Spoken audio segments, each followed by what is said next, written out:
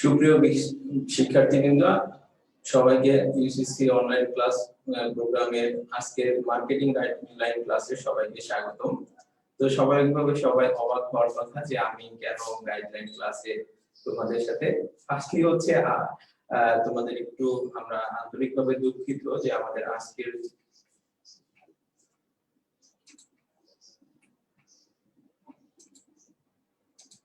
তো স্বাভাবিকভাবে হচ্ছে যে তোমরা একটু আমাকে কমেন্ট করে জানানোর চেষ্টা করবা যে আমাদের সাউন্ড ক্লিয়ার কিনা। হ্যাঁ, তো সবাইকে স্বাগতম জানিয়ে আমরা আমাদের আজকের গাইডলাইন ক্লাসটি শুরু করার আগে একটু বলে রাখি যে আমাদের আজকের সংশ্লিষ্ট শিক্ষক একটু সমস্যার কারণে একটু দেরি হচ্ছে।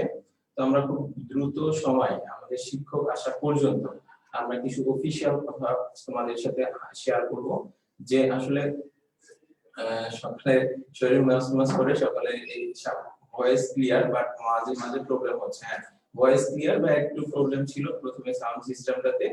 তো আশা করি তোমরা এখন সবাই শুনতে পাচ্ছ। তো আমরা প্রথমে যে জায়গাটা বলবো, তোমরা অনেকেই বলতেছো সাউন্ড প্রবলেম। ওকে, সাউন্ড প্রবলেম হলে একটু কমেন্ট করবা। আমার মনে হয় না যে সাউন্ড প্রবলেম। তো তারপরে তোমরা যদি সাউন্ড প্রবলেম মনে করো একটু কমেন্ট করে জানাবা যারা প্রবলেম মনে করতেছো। আর যদি একটু সবাই কমেন্ট করে জানাও যে আসলে সাউন্ড তোমরা ঠিকভাবে শুনতে পাচ্ছ কিনা।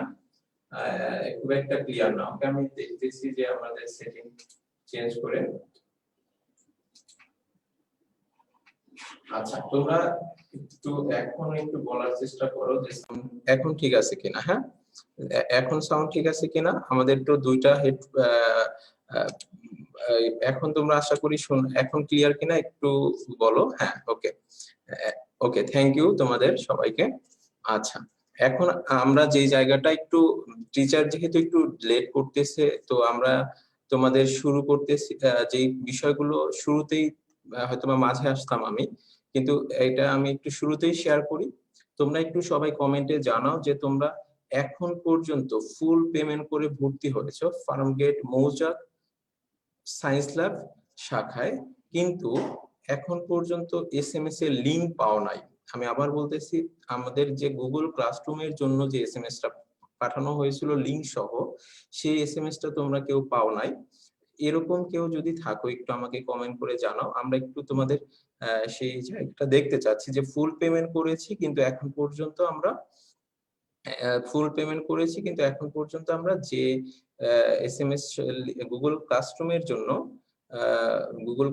জন্য যে লিংকটা পাঠাইছি সেটা পাও নাই। আশা করি তোমরা একটু কমেন্ট করে জানাবা।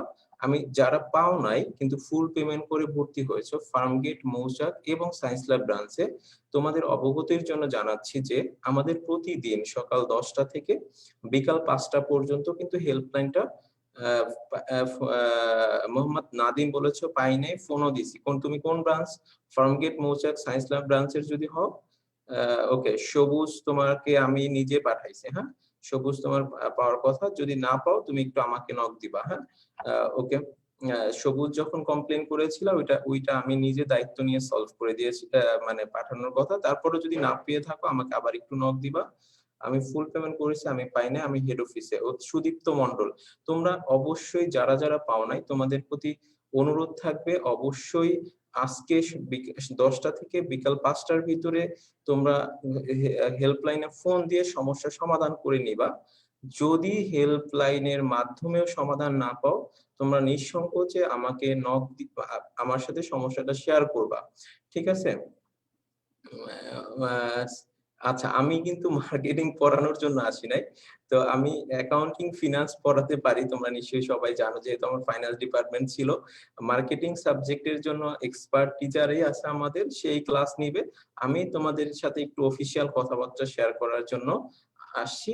ওকে, আমরা যেই জায়গাটা একটু বলতে চাচ্ছি সেটি হচ্ছে তোমরা যারা যারা ফুল পেমেন্ট করেছো লিংক পাও নাই, আমরা বারবার তোমাদের বলতেছি এবং অনুরোধও করতেছি যে তোমরা অবশ্যই হেল্পলাইনে খুব দ্রুত তোমরা এই বিষয়টি শেয়ার করে সমস্যার সমাধান সাথে সাথে করে নিবা।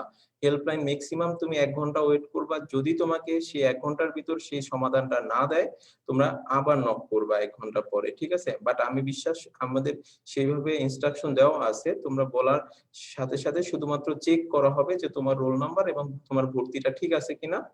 যারা ফুল পেমেন্ট করেছো ফার্মগেট, মৌচাক এবং সায়েন্স ল্যাব ব্রাঞ্চে, তোমরা একটু অবশ্যই যারা এসএমএস এর লিংক পাও নাই, গুগল ক্লাসরুমে জয়েন করো নাই, তোমরা অবশ্যই আজকে কথা বলবা। ওকে, আরেকটা বিষয় একটু তোমাদের বলি ভাই, আমাদের দেখার কিছু নাই, তোমাদের সমস্যার সমাধান করে দেওয়ার রেসপন্সিবিলিটি আমাদের। হ্যাঁ, তোমরা অবশ্যই লেকচার শিট কি পাঠাই দিয়েছি কিনা, অবশ্যই ভাই আমরা লেকচার শিট অলরেডি যারা প্রথম দিন করেছো তারা অলরেডি লেকচার শিট ম্যাক্সিমাম পেয়ে গেছো। তারা যারা দ্বিতীয় দিন ফর্মটা পূরণ করা ছিল তারা হ্যাঁ, আর বললেন না সিন করেন হলে। ওকে, আচ্ছা ভাই আমি সিন করি না এটা তুমি বললা।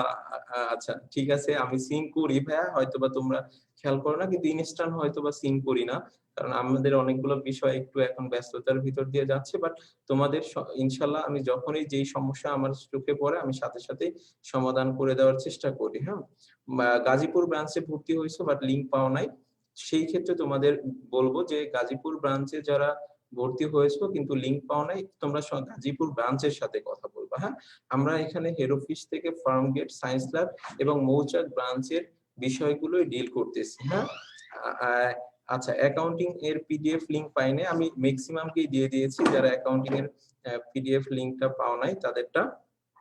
ঠিক আছে, আচ্ছা পরের জায়গাটা হচ্ছে লেকচার শিট পেয়েছো, অনেকে বলতেছো লেকচার শিট পাও নাই যারা, একটু তোমাদের বলি আমাদের এখানে দুইটা ছুটি গেছে। একটা হচ্ছে তোমরা জানো হিন্দু ধর্মের যারা আছো তাদের খুবই গুরুত্বপূর্ণ একটি উৎসব, সেই জায়গাতে সরকারি ছুটি ছিল, তখন পার্সেল করাটা কুরিয়ারটা প্রবলেম হয়েছে। আবার হচ্ছে শুক্রবার কুরিয়ার করা যায় না, কিন্তু আমরা এর বাইরে এই কারণে হয়তোবা তোমাদের লেকচার শিট পেতে 2-1 দিন সময় লাগবে, যারা ফর্মটা পূরণ করেছো। তো ইনশাল্লাহ তোমরা খুব দ্রুত সময় পেয়ে যাবা। ঠিক আছে, আমরা লেকচার শিট পাঠাই দিয়েছি। এখন যদি কারো আগামীকালকে থেকে যেহেতু ক্লাস, যারা লেকচার শিটটি পাবা না, হ্যাঁ, যে আগামীকালকে ক্লাসের আগে অ্যাকাউন্টিং এর পিডিএফ পাই নাই, তোমরা একটু আমাকে আবার নক দিবা। আমি সবাইকে যাদেরটা আমি দেখেছি সবাইকে আমি পিডিএফ দিয়ে দিয়েছি। আমি বলেছি যারা এখনো লেকচার শিট পাও নাই, আমরা এই প্রথম সপ্তাহে, শুধুমাত্র প্রথম সপ্তাহের জন্য তোমাদের একটি বিশেষ সুবিধা রেখেছি, যে যেটা হচ্ছে তোমাদের লেকচার শিটের পিডিএফটা আমরা প্রথম সপ্তাহে দিয়ে দিব। প্রথম সপ্তাহ থেকে লেকচার শিটের পিডিএফটা আমরা দিব, কিন্তু প্রথম সপ্তাহের পরে পরবর্তীতে আর কখনোই আমরা পিডিএফটা দিব না। হ্যাঁ, পিডিএফ লেকচার শিট দিব না, শুধুমাত্র প্রথম সপ্তাহ লেকচার অনের প্রত্যেকটা সাবজেক্টে আমরা পিডিএফ লেকচার শিট দিয়ে দিব। তো এখন প্রশ্ন হচ্ছে, তোমরা দুইটা বিষয় এখনো অনেকেই ক্লিয়ার না, সেই জায়গাটা হচ্ছে ওকে। আচ্ছা আমি বলেছি যে আমি যে জায়গাটা তোমাদের বলার চেষ্টা করেছি সেটি হচ্ছে যে তোমরা যদি লেকচার শিট না পাও, আমরা অবশ্যই পিডিএফ ফাইলটা দিয়ে দিব, এবং আজকে রাতেই তোমাদের লেকচার অনের সকল সাবজেক্টের, কালকে যে যে সাবজেক্টের ক্লাস হবে প্রতি ক্লাসের আগে আমরা পিডিএফটা দিব। হ্যাঁ, তো তোমরা যেটা করবা সেটি হচ্ছে তোমরা যেই পিডিএফ ফাইলটা হচ্ছে তোমরা পিডিএফটা পেয়ে যাবে। হ্যাঁ, ওকে। আচ্ছা তোমরা যারা পিডিএফ ফাইল আজকে রাতেই, আগামী কালকে যে ক্লাস হবে সেই ক্লাসের পিডিএফ ফাইলটা তোমাদের দিব। এখন প্রশ্ন হচ্ছে আমরা কোথায় দিব, কোথায় আমরা এই পিডিএফ ফাইলটা দিব। তোমাদের আমি বারবার বলেছি যে আমাদের সকল তথ্য, আমাদের ক্লাস শিডিউল, আমাদের সকল নোটিশ বা সকল তথ্য থাকবে গুগল ক্লাসরুম প্ল্যাটফর্মে। তোমরা একটা জায়গাতে এখনো ক্লিয়ার হতে পারতেছো না যে গুগল ক্লাসরুমের মাধ্যমে আমরা কিন্তু গুগল ক্লাসরুমে ক্লাস নিব না, এটা হচ্ছে তোমাদের প্রত্যেকটা ইন্ডিভিজুয়াল ব্যাচের জন্য এক একটা আলাদা আলাদা প্ল্যাটফর্ম। হ্যাঁ, তো গুগল ক্লাসরুমে তোমরা গুগল ক্লাসরুমে সকল তথ্য সব সময় পেয়ে যাবা। ঠিক আছে, সকল তথ্য তোমরা গুগল ক্লাসরুমে পাবা। তো সেই গুগল ক্লাসরুমে আমরা সবসময় সকল তথ্য দিব, এবং প্রতিদিন ক্লাসের আগেই আমরা হচ্ছে জুম আইডি ও পাসওয়ার্ড দিব। তোমরা খেয়াল করো গুগল ক্লাসরুমে আমরা কি দিব, জুম আইডি পাসওয়ার্ড। তোমরা ক্লাসটা তাইলে কিসের মাধ্যমে করবা, zoom ID pass, zoom ID, zoom অ্যাপের মাধ্যমে। তাহলে আমরা যে জুম আইডিটা দিব, জুম পাসওয়ার্ডটা দিব, সেই জুম আইডি এবং পাসওয়ার্ড ব্যবহার করেই তোমরা ক্লাসটা করবা। তোমরা অনেকেই বিভ্রান্ত হয়ে যাও, তোমরা ফোন দাও যে ভাই গুগল ক্লাসরুমে তো আমি কোনো ক্লাস পাচ্ছি না। হ্যাঁ, গুগল ক্লাসরুমে কোনো ক্লাস পাবা না, কিন্তু আমাদের সকল ইনফরমেশন গুলো তোমরা পাবা। এবং এখানে তোমাদের ইন্ডিভিজুয়াল ব্যাচের জন্য আলাদা প্ল্যাটফর্ম করে দেওয়া আছে, তোমাদের সকল সমস্যা সেখানে আমাদের তুলে ধরবা।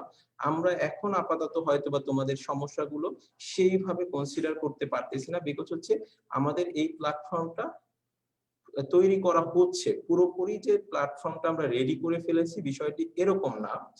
এখন আসলে হচ্ছে যারা এখন পর্যন্ত গুগল ক্লাসরুমে জয়েন করো নাই, আমি আবার বলতেছি আজকের পরে যদি তোমরা আমাদের বলো যে ভাইয়া আমরা গুগল ক্লাসরুমে জয়েন এখনো করি নাই বা করতে পারি নাই, তোমাদের সেই ক্ষেত্রে আমি বলবো এটা তোমাদের সমস্যা। কারণ আমরা কিন্তু লাস্ট 5 দিন যাবত, মানে 5 দিন যাবত আমরা হচ্ছে সকাল 10টা থেকে 5টা পর্যন্ত তোমাদের সমস্যাগুলো তাৎক্ষণিক সমাধানের জন্যই আমরা কিন্তু এই হেল্পলাইনটা দিয়েছি। তো তোমাদের আজকে সমস্যাটা সমাধান করে নিবা।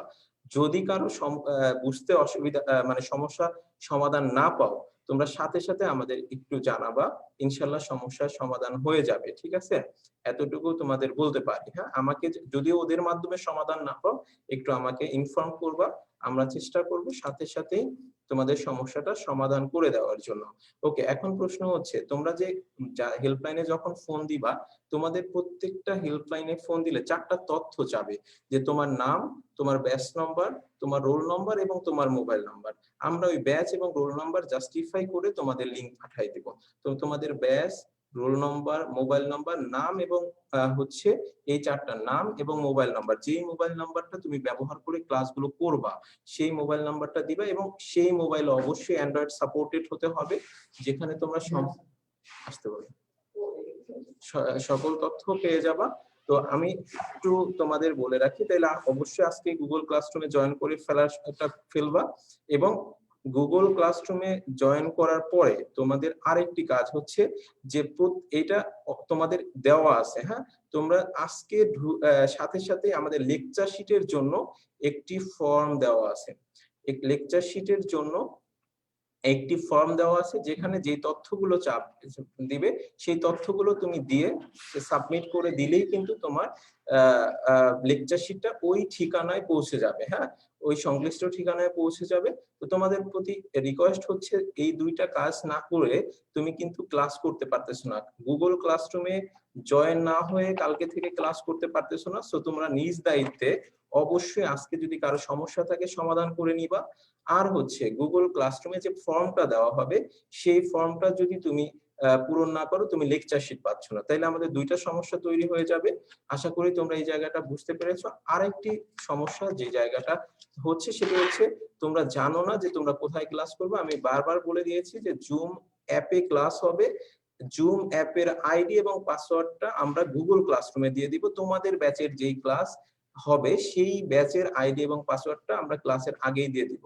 ঠিক আছে, তো তোমরা দুইটা তোমাদের প্লে স্টোর থেকে, যারা মোবাইল ইউজ করো, প্লে স্টোর থেকে দুইটা অ্যাপ ডাউনলোড করে নিতে হবে।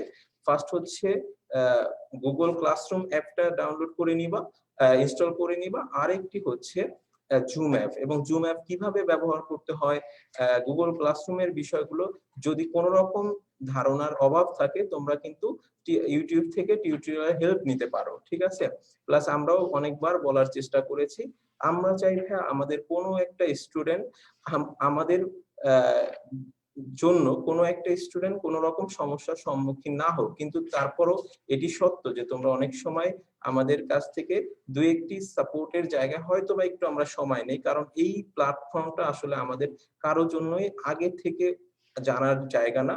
আমরা আমাদের জায়গা থেকে সর্বোচ্চ চেষ্টা করে যাচ্ছি তোমাদের যে কোনো সমস্যার সমাধানে পাশে থাকার জন্য। ইনশাল্লাহ আমরা ভবিষ্যতেও তোমাদের সকল সমস্যাগুলো নিয়ে গুরুত্ব সহকারে কাজ করব। তোমরা অবশ্যই ভাই আজকে গুগল ক্লাসরুমে যাদের জয়েন করা হয় নাই এখনো, তোমরা অবশ্যই গুগল ক্লাসরুমে জয়েন করা, যদি লিংক না পেয়ে থাকো হেল্পলাইনে ফোন দিবা। আরেকটি হচ্ছে লিংক গুগল ক্লাসরুমে জয়েন করার পরে অবশ্যই ফর্মটা পূরণ করে ফেলবা। আমি তোমাদের আজকে ক্লাস হওয়ার পরেও আমি 1 ঘন্টা সময় দিব, যদি কেউ লেকচার শিটের ফর্মটা পূরণ করে না থাকো অবশ্যই পূরণ করে দিবা। খুব দ্রুতই তোমার কাছে লেকচার শিট ইনশাল্লাহ পৌঁছে যাবে। আমাদের যদি সাময়িক একটু লেট হয়, তোমরা একটু ক্ষমা সুন্দর দৃষ্টিতে দেখবা।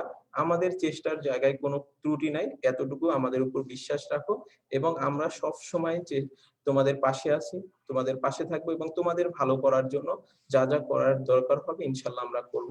আমাদের এখন মার্কেটিং ক্লাস হবে, তোমরা সবাই মার্কেটিং ক্লাসটি খুবই মনোযোগ সহকারে করবা এবং আজকে তোমরা যে টিচারের ক্লাস করবা ইনশাল্লাহ তার কথাগুলো যদি তোমরা ফলো করো, তোমাদের মার্কেটিং প্রিপারেশনটা অনেক বেশি স্ট্রং হয়ে যাবে। ঠিক আছে, সবাই ভালো থাকবা, ইনশাল্লাহ পরবর্তীতে আবার তোমাদের সাথে দেখা হবে, কথা হবে। মাথায় ওকে, আচ্ছা আমরা একটু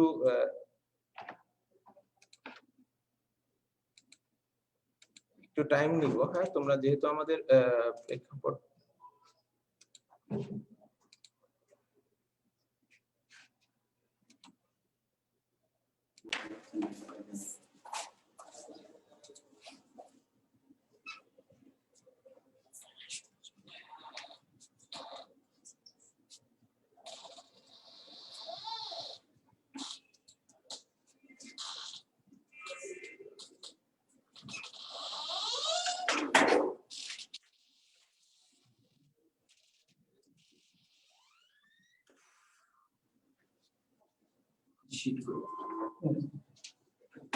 দিয়ে দিচ্ছি।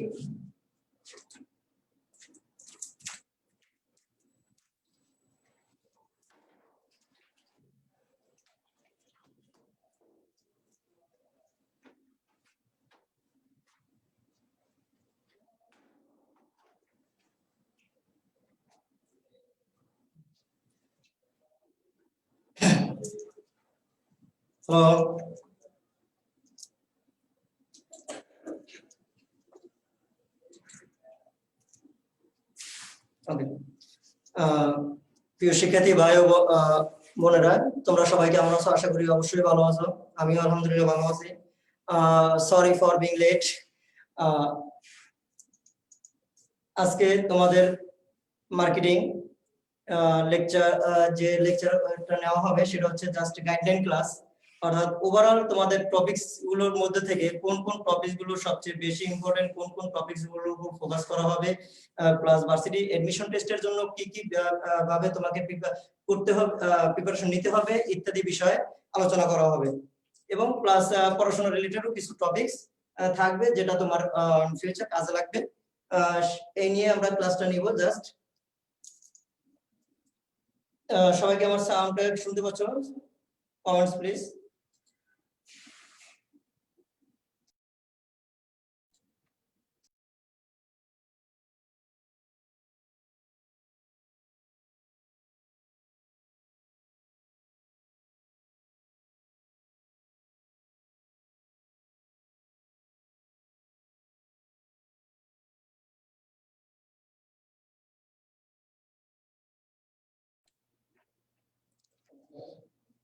ওকে,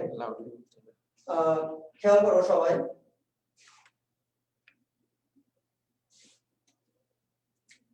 প্রোডাকশন ম্যানেজমেন্ট এন্ড মার্কেটিং, উৎপাদন ব্যবস্থাপনা এবং বিপণন, আমরা সংক্ষেপে লিখলাম কি পিপিএম, অর্থাৎ প্রোডাকশন ম্যানেজমেন্ট এন্ড মার্কেটিং। যাই হোক, আমরা শর্টকাট আকারে লিখলাম, আমরা সবাই বুঝতে পারলেই হলো। এই যে সাবজেক্টটি, এই production management and marketing, production management এটা তোমাদের অবশ্যই কি ফার্স্ট পার্ট, এটা তোমাদের ফার্স্ট পার্ট ইন্টারমিডিয়েট বই অনুযায়ী, এন্ড বিপণন হচ্ছে তোমাদের সেকেন্ড পার্ট। এখন এই ফার্স্ট পেপার এবং সেকেন্ড পেপার মেইনলি আমরা দেখে আসছি যে কোনো সাবজেক্টে ফার্স্ট পেপার এবং সেকেন্ড পেপার তোমরা যেটাই শিখে আসছো না কেন, ফার্স্ট পেপার সেকেন্ড পেপার দুইটার উপরেই তোমাদের প্রিপারেশন নিতে হয়। আর আমাদের এই সাবজেক্টটিতে একটি মজার বিষয় হলো আমরা সেকেন্ড পার্টের উপর সবচেয়ে বেশি ফোকাস করি, আর ফার্স্ট পার্টের উপর তেমন একটা ফোকাস করতে আমাদের হয় না, বিকজ ফার্স্ট পার্ট থেকে তেমন একটা কোশ্চেন থাকেই না। ঠিক আছে, ওভারঅল কম বেশি সব ভার্সিটিতেই ফার্স্ট পার্ট থেকে তেমন একটা কোশ্চেন করে না, আর সেকেন্ড পার্ট থেকে নরমালি কোশ্চেনটা বেশি হয়। মেজর বলতে পারি আমরা 95% থেকে 98% কোশ্চেনই আসে আমাদের বিপণন অর্থাৎ মার্কেটিং পার্ট থেকে। যার কারণে আমাদের যে লেকচার শীট গুলো বেশি গুরুত্ব দেওয়া হয়েছে সেটা হচ্ছে আমাদের সেকেন্ড পার্টটার উপর। তাহলে এই সেকেন্ড পার্টে আমাদের কি রয়েছে, মার্কেটিং বাজারকরণ, অর্থাৎ এই বাজারকরণের মধ্যে আমাদের কতগুলো চ্যাপ্টার রয়েছে আমরা জানি, 9টা চ্যাপ্টার রয়েছে, রাইট? এই 9টি চ্যাপ্টারের উপর অধ্যায়, এই 9টি চ্যাপ্টারের উপর আমরা লেকচার শীটটাকে সুচারুভাবে সুন্দরভাবে সাজিয়েছি। তাহলে কি আমরা ফার্স্ট পার্টের উপর কি লেকচার শীটে কোনো টপিক দিই না, দিয়েছি। আমরা ফার্স্ট পার্টের উপরও আমাদের যে লাস্ট লেকচার শীটটা থাকে, আমাদের নরমালি লেকচার শীট হচ্ছে 6টি, মার্কেটিং এ প্রোডাকশন ম্যানেজমেন্ট এন্ড মার্কেটিং এর লেকচার শীট হচ্ছে টোটাল 6টি। তার মধ্যে প্রথম 5টি হচ্ছে আমাদের কিসের উপর, সেকেন্ড পার্টের উপর, অর্থাৎ বাজারকরণ বিপণন পার্টের উপর। আর একটা লেকচার শীট হচ্ছে ফার্স্ট পার্টের উপর। ওই একটা লেকচার শীট দেওয়ার কারণ হচ্ছে আমরা আমরা গুরুত্ব সহকারে আমরা শিখিয়ে দিই, কারণ হোক ঢাকা ইউনিভার্সিটিতে কোশ্চেন করুক বা না করুক সেটা ম্যাটার না, আদার্স ইউনিভার্সিটিতে করুক বা না করুক সেটাও ম্যাটার না, আমাদের শিখার কাজ শিখতে হবে। ঠিক আছে, আমরা শেখানোর কাজ আমরা শিখাবো, এবং তোমাদের ওখান থেকে কোশ্চেন আসুক বা না আসুক সেটা ডাজন্ট ম্যাটার, আমরা এটা দিয়ে দিব। ঠিক আছে, এবং ক্লাসটা আমরা সুন্দরভাবে নিব। তো ওটার উপর যেহেতু গুরুত্ব কম, সেহেতু আমরা ওটার উপর জোরটা একটু কম দিয়েছি, বাট আমরা যেটার উপর থেকে বেশি কোশ্চেন আসে সেটার উপরে জোরটা একটু বেশি দিচ্ছি, কারণ এটা টাইমের পরীক্ষা, মেধার পরীক্ষা, বুদ্ধিমত্তার পরীক্ষা। ঠিক আছে, টোটাল 2 বছর বা 4 বছরের পড়াশোনাটাকে কিভাবে আমরা 3 মাসে বা 2.5 মাসে বা 2 মাসে কনভার্ট করে ফেলবো, ঠিক আছে, এটাই হচ্ছে আসল বিষয়। এবং কত শর্টভাবে, সহজভাবে এবং সুচারুভাবে, সুশৃঙ্খলভাবে আমরা আমাদের ক্লাসটা নিয়ে তোমাদেরকে প্রিপেয়ার করার চেষ্টা করব। আর সম্পূর্ণ এই আমাদের চেষ্টাটা তোমাদের কাজে লাগাতে হবে, কারণ মেইন প্রিপারেশনটাই কিন্তু তোমাদের নিতে হবে। আমরা জাস্ট তোমাদের গাইডলাইন দিতে পারবো, তোমাদের জিনিসটা শর্টকাট আকারে শেখানোর একটা ব্যবস্থা করে দিতে পারবো, কিন্তু শিখতে হবে কিন্তু তোমাদের, করতে হবে তোমাদের, টাইমটা ইউটিলাইজ করতে হবে, প্রপার ইউটিলাইজ করতে হবে কিন্তু তোমাদের। ঠিক আছে, খেয়াল করো, 1 ঘন্টার পরীক্ষা, এই 1 ঘন্টার পরীক্ষা আগে ছিল কিরকম, আগে ছিল আমাদের 80 মার্কস ছিল কিসে, আমাদের জিপিএ, আর 120 অর্থাৎ 120 ছিল কিসে, আমাদের এক্সামে। তো এবার যেহেতু এই করোনা সমস্যার জন্য সবকিছু মিলিয়ে সিলেবাসও শর্ট হতে পারে কিনা সেটা আমরা এখনো শিওর না, বাট মার্কস ডিস্ট্রিবিউশনও কিন্তু কমে আসছে, এরকম একটা কথাবার্তা আমরা শুনতেছি। ঠিক আছে, যে 100-র মধ্যে পরীক্ষা হবে, 20 থাকতে পারে তোমাদের জিপিএ, 10-20, আর 80% থাকতে পারে মার্কস, 80 থাকতে পারে টোটাল এক্সামের উপর, এমসিকিউ প্লাস রিটেন। তো যাই হোক না কেন সেটা ডাজন্ট ম্যাটার, আর সেটা আমাদের দেখার দরকার নেই, যা হবার হবে। আমার কথা হলো আমরা ওই আগে যেভাবে প্রিপারেশন নিয়ে আসছি ঠিক সেম ভাবে প্রিপারেশন নিয়ে যাব, পরীক্ষা যা হবার যেভাবে হবার হোক, ওটা নিয়ে আমাদের কোনো চিন্তা করার কোনো কারণ নেই। কারণ মার্কস 10 মার্কের পরীক্ষা হোক, 20 মার্কের হোক, 100 মার্কের হোক বা 200 মার্কের হোক, ওটা কোনো বিষয় না, আমাকে ভার্সিটির এক্সাম ফেস করতে হবে, এটা হচ্ছে মূল বিষয় এখন। ঠিক আছে, খেয়াল করো তোমরা সবাই, তোমরা অনেকে নামি দামি বিভিন্ন কলেজ থেকে একজন স্টুডেন্ট পড়ে আসছো। ঠিক আছে, এখন তোমার জিপিএ গোল্ডেন 5 থাকুক বা 5 নরমাল জিপিএ থাকুক বা 5 না থাকুক, ঠিক আছে, সেটা কোনো কিছুই যায় আসে না। আগে খেয়াল করো তোমার ভার্সিটি অ্যাডমিশন টেস্ট দেওয়ার মতো এবিলিটি আছে কিনা, অর্থাৎ এক্সাম দেওয়ার মতো, তোমার ফর্ম ফিল আপ করার মতো এবিলিটি আছে কিনা। তোমার এবিলিটি আছে, ট্রাই হার্ড। ঠিক আছে, তুমি চেষ্টা চালিয়ে যাও, কঠিনত কঠিন ভাবে চেষ্টা চালাতে থাকো, ইনশাআল্লাহ জিপিএ কম বা বেশি এটা নিয়ে কোনো চিন্তা ভাবনা করবে না, কোন কলেজ থেকে পড়ে আসছি সেটা নিয়ে কোনো চিন্তা ভাবনা করবে না, কারণ কি কলেজ এখানে তোমাকে চিনবে না, তোমার রেজাল্ট হয়ে যাবে বা হয়ে গেছে, তোমাকে 1 সপ্তাহ জিজ্ঞেস করবে যে হ্যাঁ তুমি কি পেয়েছো, তোমার জিপিএ কত, এই তো 1 সপ্তাহ বা 2 সপ্তাহ তোমাকে তোমার রিলেটিভরা জিজ্ঞেস করবে, হ্যাঁ তোমার এই দুইটা বা তোমার ক্লাস 8 এর জেএসসি এবং এসএসসি মিলে তোমার কত আসছে, যেটা গড় এভারেজ একটা জিপিএ এবার দেওয়ার সিস্টেম চালু হয়েছে, হয়তো এইটা তোমাদেরকে জিজ্ঞেস করবে। তারপর 1 মাস পর বা 2 মাস পর বা 3 মাস পর যখন ভার্সিটি এডমিশন টেস্ট চলে আসবে, তখন তুমি কি করবে? তোমার এডমিশন টেস্ট শুরু হয়ে যাবে, বিভিন্ন জায়গায় এক্সাম দিবে, জিজ্ঞেস করবে তোমার এক্সামটা কেমন হয়েছে এইটা। এরপর রেজাল্ট চলে আসবে, হয়তো 1 সপ্তাহ বা 2-3 দিনের মাথায় রেজাল্ট চলে আসবে। এরপর জিজ্ঞেস করবে তুমি চান্স পেয়েছো কিনা, জিজ্ঞেস করবে তুমি কততম প্লেস, তোমার প্লেস আসছে, এগুলো। তাহলে তোমার কলেজ কি আর তেমন একটা জিজ্ঞেস করবে? না। তোমার জিপিএ কি তেমন একটা জিজ্ঞেস করবে? করবে না। তোমার ইন ফিউচার জিজ্ঞেস করবে কি তুমি কোন ভার্সিটিতে চান্স পেয়েছো, ঠিক আছে? তাহলে এবার মাথায় রাখো, তো মনের মধ্যে কোনো দাম্ভিকতা রাখবে না। আমি অমুক কলেজ থেকে আসছি, আমার কলেজের স্টুডেন্টরা বেশিরভাগ চান্স পায় ঢাকা ইউনিভার্সিটিতে, এইরকম কোনো কথা নেই। কারণ অনেক যে কলেজের তোমরা অনেক সময় নামও শুনো না, যে কলেজের অনেক সময় তোমরা মনে করো যে অনেকে নামি দামি কলেজে হ্যাঁ পড়ো, ঠিক আছে, হিসাবও করো না যে দূর এই কলেজ, আমি কলেজের নাম উল্লেখ করবো না বা এরকম কোনো কিছু। এইসব যারা মন মানসিকতার মধ্যে আছো, এইসব মেন্টালিটি তোমরা একদম মাথা থেকে ঝেড়ে ফেলে দাও। তোমরা এখন জাস্ট মাথায় রাখবে কি তোমরা এখন শূন্য হাতে নেমেছো একটা যুদ্ধের ময়দানে। এই যুদ্ধের ময়দানে তোমরা শূন্য হাতে নেমেছো, তোমাদের না শূন্য হাতও না, তোমাদের একটা অস্ত্র আছে, সেটা কি তোমার জিপিএটা আছে এখন পর্যন্ত, ঠিক আছে? সেই যুদ্ধটা করার জন্য তোমার জিপিএটা আছে, আর আছে কি তোমার মেধা আছে, তোমার বুদ্ধিমত্তা আছে, তোমার দক্ষতা আছে। এই তোমার মেধা বুদ্ধিমত্তা দক্ষতাটাকে আমরা কি করব? ট্রেন আপ করব। এই ট্রেন আপের মাধ্যমে তোমাকে আরো দক্ষ করে তুলব এবং করার চেষ্টা করব আমরা। এরপর তোমাকে দেখা গেছে যুদ্ধের মাঠে আমরা ছেড়ে দিব, সেখান থেকে জয়লাভ করে আসাটা তোমার সম্পূর্ণ তোমার দায়িত্ব, ঠিক আছে? তো এই যে আমরা প্রিপারেশনটা নিচ্ছি বা নিব, হ্যাঁ, তাহলে এখন থেকেই আমাদের শুরু করে দিতে হবে একদম সুচারুভাবে সুন্দরভাবে টাইমটা প্রপার ইউটিলাইজেশনের জন্য। একটু সময় নষ্ট না করে, অনেক সময় নষ্ট হয়ে গেছে আশা করি, এবং দেখবে এটা সত্যি কথা, তোমরাও যেমন স্টুডেন্ট এখন রানিং, আমরাও তো একসময় স্টুডেন্ট ছিলাম, ঠিক আছে? আমরাও তো একসময় তোমাদের মতোই এই পজিশনে ছিলাম। তখন কিন্তু দেখবে রানিং পড়াশোনারত অবস্থায় একটা যেকোনো কিছু রানিং থাকলে যে ভালো লাগে, হ্যাঁ। এই যে 4 মাস 5 মাসের একটা ব্যবধান হয়ে গেল, 6 মাসের একটা ব্যবধান হয়ে গেল, অনেকেই দেখবে তোমরা পড়াশোনা থেকে দূরে আছি, ঠিক আছে?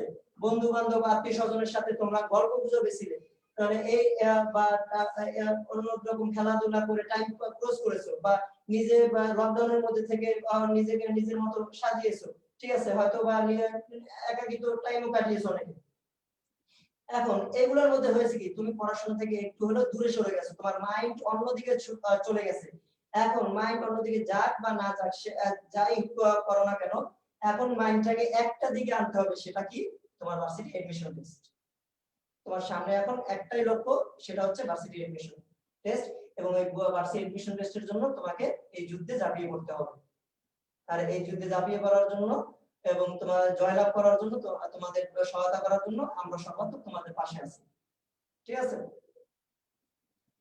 তো এই যে টাইম পরীক্ষা, দেখা গেছে তোমরা পরীক্ষা এক্সাম দিবে 1 ঘন্টা টাইমের মধ্যে তোমার 5 মিনিটে চলে যাবে কিসে জানো?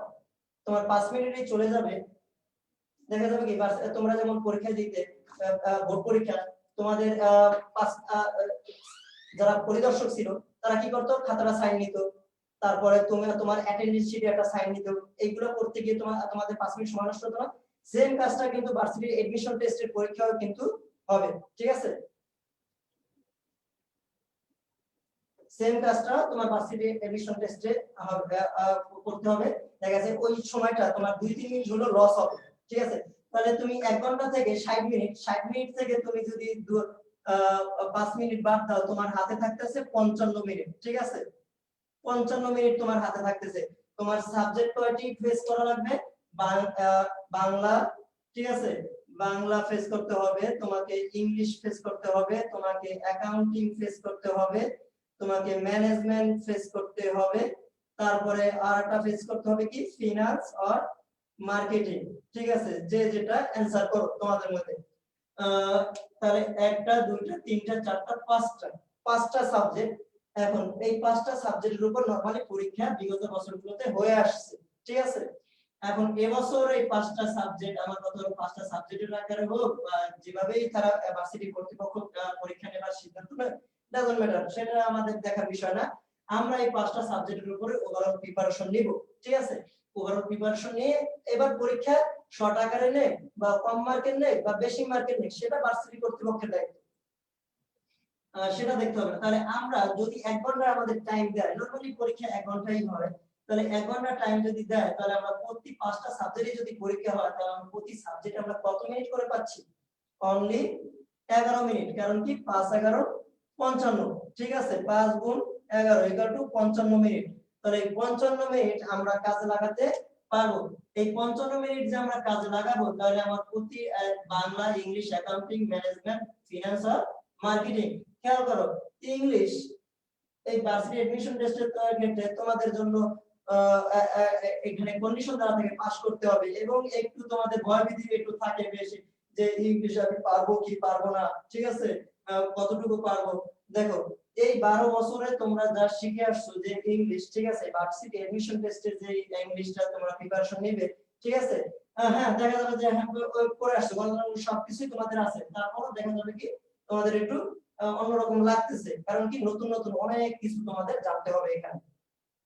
বাংলা পুরো 12 বছর অনেক কিছু শিখে আসছো, তারপর এইভাবে অবজেক্টিভের জন্য বা তোমরা হয়তো আগে থেকে তেমন একটা ক্লাস করোনি বা স্কুল বা কলেজগুলোতে নরমালি অবজেক্টিভ ক্লাস সচরাচর হয় না, কোনো কলেজ নিতেও পারে না নিতে পারে, ওটা কোনো তাদের সম্পূর্ণ ব্যক্তিগত ব্যাপার।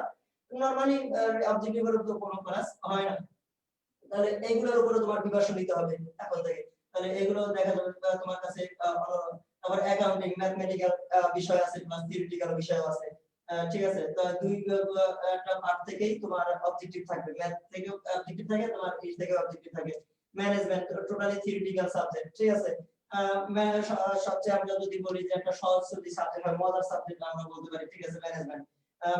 ম্যানেজমেন্ট একটা এটা তোমরা সহজেই খুব সুন্দর মতো প্রিপারেশন নিতে পারবে আমাদের ক্যান্টিন ফলো করে, অল্প প্রিপারেশন মাধ্যমে তোমাদের আশা করি হয়ে যাবে, ঠিক আছে? তাহলে এখান থেকে টাইম সেভ করার একটা কি আছে, ওয়ে আছে, ঠিক আছে? এখান থেকে আমরা টাইম সেভ করতে পারবো। ফিনান্স আর মার্কেটিং এটাও মজার দুটি সাবজেক্ট, এখান থেকেও আমরা টাইম সেভ করতে পারবো, ঠিক আছে? টাইম সেভ করার একটা ওয়ে আছে। দেখা যাচ্ছে কি এখন যদি বলা হয় বাজারজাতকরণের লক্ষ্য বা উদ্দেশ্য কি, ঠিক আছে? এক কথায় তোমরা প্রশ্ন দেখেই সাথে সাথে অ্যানসার দিবে কি ভোক্তা সন্তুষ্টি অর্জনের মাধ্যমে কি ভোক্তা সন্তুষ্টি অর্জন করা, ঠিক আছে? ভোক্তা সন্তুষ্টি অর্জন করা। তো এই ভোক্তা সন্তুষ্টি অর্জন করা এই অপশনটাই তোমরা আগে সবার আগে খুঁজবে কি, আমি রাইট? ঠিক আছে? তো এই যে খুঁজলে তাহলে তোমার কোশ্চেনটা দেখার সাথে সাথে অ্যানসারটা তোমার মাথায় ক্যাচ করছে, ঠিক আছে? তো মাথায় যখন সাথে সাথে চলে আসলো, তোমার ছোট একটা বৃত্ত ভরাট করতে কয় সেকেন্ড লাগবে ভাই? ছোট একটা বৃত্ত ভরাট করতে তোমার 5 সেকেন্ড লাগবে সর্বোচ্চ। তাহলে কোশ্চেনটা ফলো করা, কোশ্চেনটা একবার রিড করা এবং বৃত্তটা ভরাট করা সব মিলিয়ে তোমার দেখবে কি 10 সেকেন্ডের মধ্যে এই কোশ্চেনের অ্যানসারটা তোমার করা হয়ে গেছে। এখন প্রথম প্রথম হয়তো না হতে পারে, তোমাকে এক্সাম দিতে দিতে দিতে দিতে তুমি তোমার প্রিপারেশন নিতে নিতে তুমি এরকম এক্সপার্ট হয়ে যাবে, তুমি 10 সেকেন্ড আরো কম সময়ের মধ্যে পারবে, ঠিক আছে? তো এইভাবে যখন তুমি কি করবে যে তোমার প্রিপারেশনটাকে নিবে, তখন 10 সেকেন্ডে যদি দাও তুমি 12টা তোমার এমসিকিউ হয়তো টার্গেট রাখো, 12টা এমসিকিউ হয়তো তোমাকে অ্যানসার করতে হতে পারে, ঠিক আছে? তো 12টা এমসিকিউ যদি তুমি দাও, তুমি এক একটা এমসিকিউ তে তুমি 10 সেকেন্ড ইউজ করো, তাহলে তুমি কত সেকেন্ড ইউজ করতেছো? 120 second, that means equal to 2 minute, ঠিক আছে? অর্থাৎ 2 মিনিট, 2 মিনিটের মধ্যে তুমি কি করতে পারতেছো? 2 মিনিটের মধ্যে তুমি ম্যানেজমেন্ট আর মার্কেটিং শেষ করে ফেলতেছো। অবিশ্বাস্য ব্যাপার না? এটা কি আদৌ পসিবল?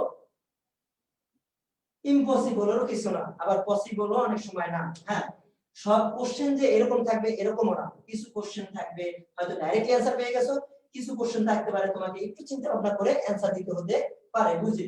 সহজ কোশ্চেনে আবার আমরা ভুল করি বেশি, তো এর জন্য একটু সচেতন হয়ে সতর্কতার সহিত আমাদের অ্যানসারটা করতে হবে, ঠিক আছে? হয়তো কোশ্চেন মনে হচ্ছে একই, অ্যানসার মনে হচ্ছে ওইটা, বাট অ্যানসার একটা যে কোনো একটা ওয়ার্ডের কারণে চেঞ্জ হয়ে তোমার অ্যানসার আরেকটা হয়ে যেতে পারে, ঠিক আছে? এটা কোনো বিষয় না। এখন দেখো তাহলে তুমি ওভারঅল সবগুলো এত 2 মিনিটের ভিতরে পারবে না সচরাচর। তুমি নরমালি টার্গেট রাখো 5 মিনিটের মধ্যে, ঠিক আছে? যদি ভালো প্রিপারেশন রাখতে পারো, ভালো প্রিপারেশন রাখতে পারলে তুমি 5 মিনিটের মধ্যে ম্যানেজমেন্ট আর মার্কেটিং এই দুইটা সাবজেক্টের উপর তুমি কি করতে পারবে, তুমি এক্সামটা তোমার দিতে পারবে। তাহলে 5 মিনিট 5 5 10 মিনিট, ঠিক আছে? 5 মিনিট 5 মিনিট, তোমার এখান থেকে সেভ হলো 6 মিনিট, এখান থেকে সেভ হলো 6 মিনিট, ঠিক আছে?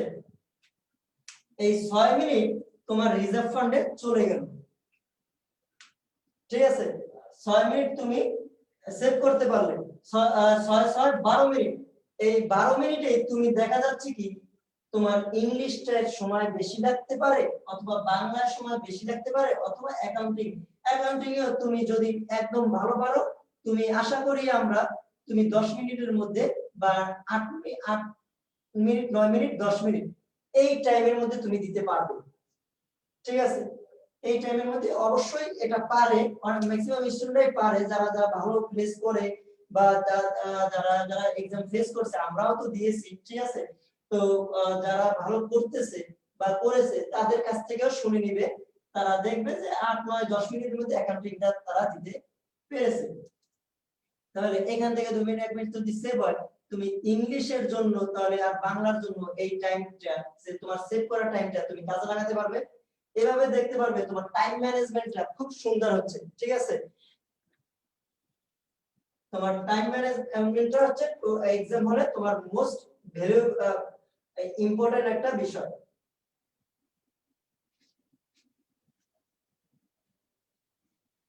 ওই যে বলেছি তোমার মেধার পরীক্ষা, বুদ্ধির পরীক্ষা, ঠিক আছে? তোমার বুদ্ধিমত্তার পরীক্ষা, সময়ের পরীক্ষা, ধৈর্যের পরীক্ষা, ঠিক আছে? আমাদের একটা স্যারের কথা খুব মনে পড়তেছে, স্যার কিছুদিন আগে একটা ভিডিওতে প্রকাশ করেছেন, পৃথিবীর সব কথাই কি দুই প্রকার, ঠিক আছে? একটা হ্যাঁ আর একটা হচ্ছে না। তুমি ভার্সিটির এডমিশন টেস্টে তুমি যে যুদ্ধে তুমি নেমেছো, তুমি জয়লাভ করবে হ্যাঁ, তুমি জয়লাভ করবে না। তুমি করবে কি করবে না সেটা এখন পর্যন্ত বলা যায় না, কারণ তুমি এখন পর্যন্ত এডমিশন টেস্ট দাওনি, ঠিক আছে? তো তুমি দিবে, তো এই দিবে, এই এডমিশন টেস্ট যে তুমি দিবে, তাহলে তোমার তুমি কিভাবে কতটুকু প্রিপারেশন নিয়ে তুমি আগাতে পারবে সেটা সম্পূর্ণ তোমার উপর ডিপেন্ড করবে, ঠিক আছে? আর আমরা জাস্ট গাইডলাইন হিসেবে তোমাদের গাইড দিব। সো এবার তোমরা খেয়াল করো, তো এই যে সময়ের পরীক্ষা, ধৈর্যের পরীক্ষা, বুদ্ধিমত্তার পরীক্ষা, এখানে তোমাকে প্রচুর পরিমাণ ধৈর্য ধরতে হবে। পড়াশোনা, হ্যাঁ, এখন কিন্তু তোমাকে কেউ মার দৌড় করারও কেউ নেই, তোমাকে বুঝানোর অনেকে থাকতে পারে, কিন্তু তোমাকে মারধর করার মতো তেমন কেউ কিন্তু এখন এই বয়সে এসে এই সব ছোট বাচ্চাদের মতো কিন্তু তোমাকে কেউ কিছুই বলবে না। তোমার পড়াও আদায় করার হয়তো দেখবে না তোমার পড়া আদায় করছি কিনা, এগুলো তোমাকে অতটা খেয়াল করবে না। কিন্তু মাস্ট রিমেম্বার দ্যাট তুমি অবশ্যই নিজের পড়াশোনা নিজেকেই আগাতে হবে, ঠিক আছে? নিজের প্রিপারেশন তোমাকে নিজেই পর্যাপ্ত পরিমাণে নিতে হবে। আর আমাদের কাছ থেকে তোমরা যা সহায়তা লাভ করবে, তোমার যেটা না বুঝতে পারবে সেটা আমরা জাস্ট বুঝিয়ে দেব তোমাদের, ঠিক আছে? এই গেল আনুষঙ্গিক তোমাদের এডমিশন রিলেটেড আর কিছু গুরুত্বপূর্ণ কথাবার্তা, যা এগুলো কিছুই না, এগুলো আমরা প্রতি ক্লাসে নরমালি বলে থাকি।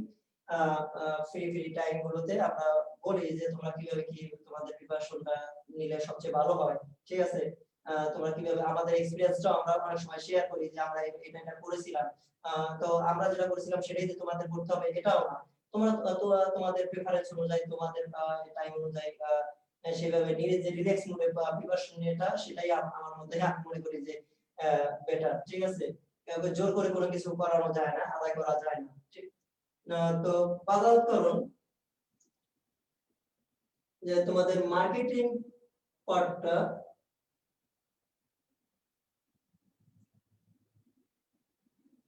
এখানে তোমাদের কয়টা চ্যাপ্টার রয়েছে? নাম্বার 1 বাজারকরণ পরিচিতি।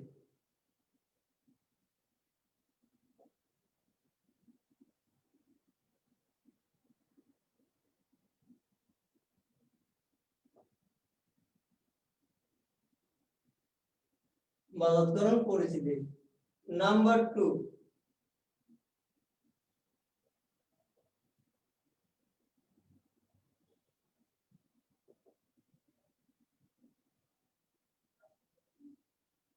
বাজারকরণ পরিবেশ। নাম্বার 3 বাজারকরণ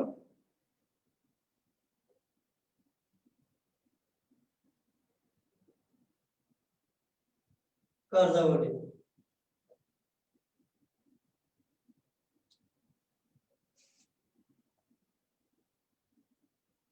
নাম্বার 4 এ আছে কি বাজার ও বাজারে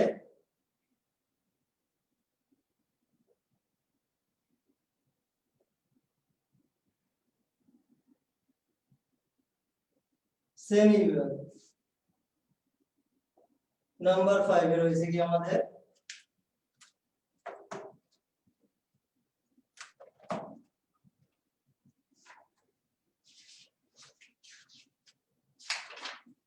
খেয়াল করো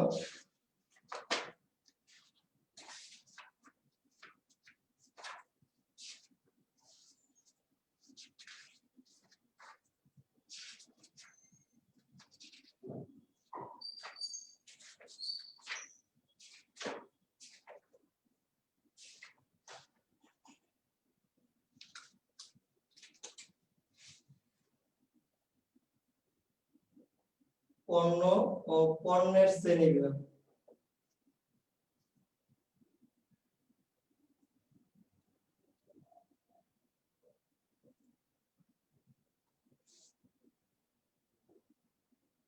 তারপর রয়েছে কি পণ্য বন্টন প্রণালী।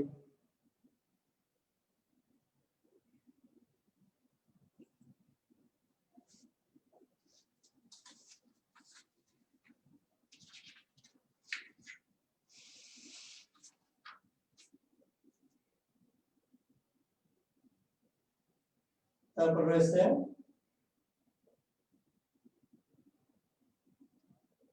পণ্যের মূল্য ও মূল্য নির্ধারণ পদ্ধতি।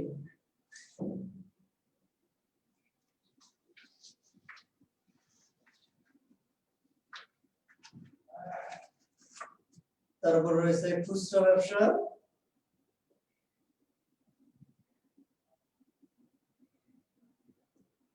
ও পাইকারি ব্যবসা।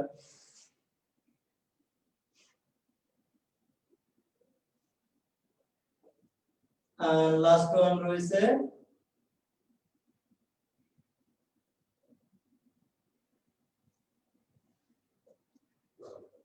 বাজারজাতকরণ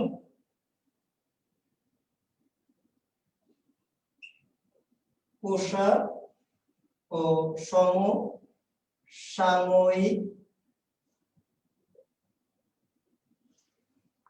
তোমরা কি সবাই দেখতে পাচ্ছ লাস্ট ওয়ান 9 নাম্বার কি দেখা যাচ্ছে সমসাময়িক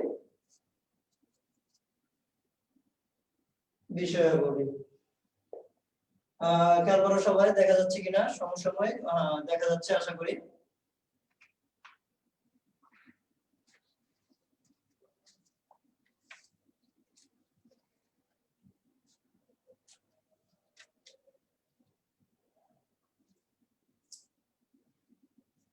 ওকে খেয়াল করো নাম্বার 1 যে আমাদের চ্যাপ্টারটা রয়েছে অধ্যায়টি রয়েছে সেটা হচ্ছে বাজারকরণ পরিস্থিতি। এটার উপর কিছুদিন আগে আমি একটি ক্লাস নিয়েছি, তোমরা খেয়াল করেছো ঠিক আছে। ফর্মাল যেভাবে আমরা ক্লাস নেই সেইভাবে সেই রকম একটা ক্লাসের মতোই আমরা নিয়েছি স্লাইডের মাধ্যমে। তোমরা সেটা খেয়াল করছো। যারা নতুন এডমিটেড স্টুডেন্ট তোমরা হয়তো এই ক্লাসটি পাওনি ঠিক আছে। তো যারা পাওনি তাদের নিয়ে সমস্যা নেই, তারা ভিডিওটি তোমরা আমাদের যে যারা অ্যাড আছো আমাদের সাথে যে পাসওয়ার্ডের মাধ্যমে অ্যাড আছো আইডির মাধ্যমে আমাদের অনলাইন ইউসিসি অনলাইন ক্লাস প্রোগ্রামের সাথে আমাদের এডমিটেড স্টুডেন্টরা তোমরা যারা অ্যাড আছো তারা যারা ক্লাসটি ফলো করতে পারোনি তোমরা ওখান থেকে ভিডিও দেখে ফলো করতে পারবে। আর ইন ফিউচারটা আবার ওই সেম ক্লাসগুলোই হবে প্রত্যেকটার উপর ঠিক আছে। আজকে তো ওভারঅল সবগুলোর উপরেই একটা গাইডলাইন মূলক ক্লাস। আজকে মনে করো যে এই চ্যাপ্টারটা পুরো ডিটেইলস শিখাবো বা এই চ্যাপ্টারটা পুরো ডিটেইলস শিখাবো এরকম কোনো কিছু না। ওভারঅল একটা ওভারভিউ একটা ধারণা দিব এই প্রত্যেকটা চ্যাপ্টার রিলেটেড কিছু কিছু টপিকস থাকে, সেই টপিকসের মধ্যে তোমার কোন টপিকসটা সবচেয়ে বেশি মেজর ইম্পর্টেন্ট হবে, ঠিক আছে, বা বেশি কোশ্চেন আসে নরমালি, ওইরকম কিছু একটা আমরা ক্লাস নিব। তো খেয়াল করো তোমরা, তো বাজারকরণ পরিস্থিতি এই চ্যাপ্টারের মধ্যে তারপর রয়েছে কি বাজারকরণ ডেফিনেশন রিলেটেড কিছু কথাবার্তা, বৈশিষ্ট্য রিলেটেড কিছু কথাবার্তা, বাজারকরণ মৌলিক উপাদানমূলক কিছু বিষয় রয়েছে, ঠিক আছে। আর তারপর রয়েছে কি আরো কিছু বিষয় রয়েছে যেগুলো, তারপর বাজারকরণ মতবাদগুলো রয়েছে, যে মতবাদ গুলো তোমরা শিখে আসছো, যেমন প্রোডাকশন উৎপাদন মতবাদ, তারপরে পণ্য মতবাদ, তারপর রয়েছে কি তোমাদের বিক্রয় মতবাদ, তারপর রয়েছে কি সামাজিক বাজারকরণ মতবাদ, তারপর রয়েছে কি হলিস্টিক সামগ্রিক বাজারকরণ মতবাদ, ঠিক আছে, হলিস্টিক মার্কেটিং কনসেপ্ট, এগুলো এই যে মতবাদগুলো রয়েছে, এই মতবাদগুলো দেখা যাচ্ছে ওই চ্যাপ্টার রিলেটেড যে অধ্যায়গুলো রয়েছে এই বাজারকরণ পরিস্থিতি চ্যাপ্টারের আমাদের বিষয়গুলো।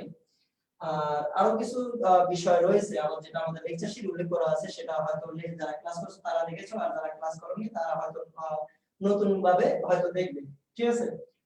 তোমরা নতুন হয়তো দেখবে, সেটা হচ্ছে কিছু বাজার এক্সপানশন গ্রিড রয়েছে, তারপরে কোন কয়েকটি ক্রেতাদের কোন ক্রয়ের সাথে জড়িত কিছু সম্পর্কযুক্ত দল রয়েছে, ক্রেতা সম্পর্কযুক্ত দল, সেইগুলো আমরা দেখিয়েছি। তারপরে আরো কিছু বিষয় দেখিয়েছি, যেটাকে বাটারফ্লাই, তারপরে প্রকৃতি বন্ধু, নাসরবান্দা ইত্যাদি বিষয় মজার একটি টপিকস বাজারকরণ পরিস্থিতিমূলক চ্যাপ্টারের মধ্যে আমরা পড়ে থাকি। ওগুলো বিবিএ এর বই থেকে নরমালি আমরা দিয়েছি, কারণ ওখানে তাহলে ওগুলো তোমরা ইন্টারমিডিয়েট বইয়ে আশা করি তোমরা পড়ে আসোনি, ওটা তো সম্পূর্ণ নতুনই তোমরা শিখবে, ঠিক আছে।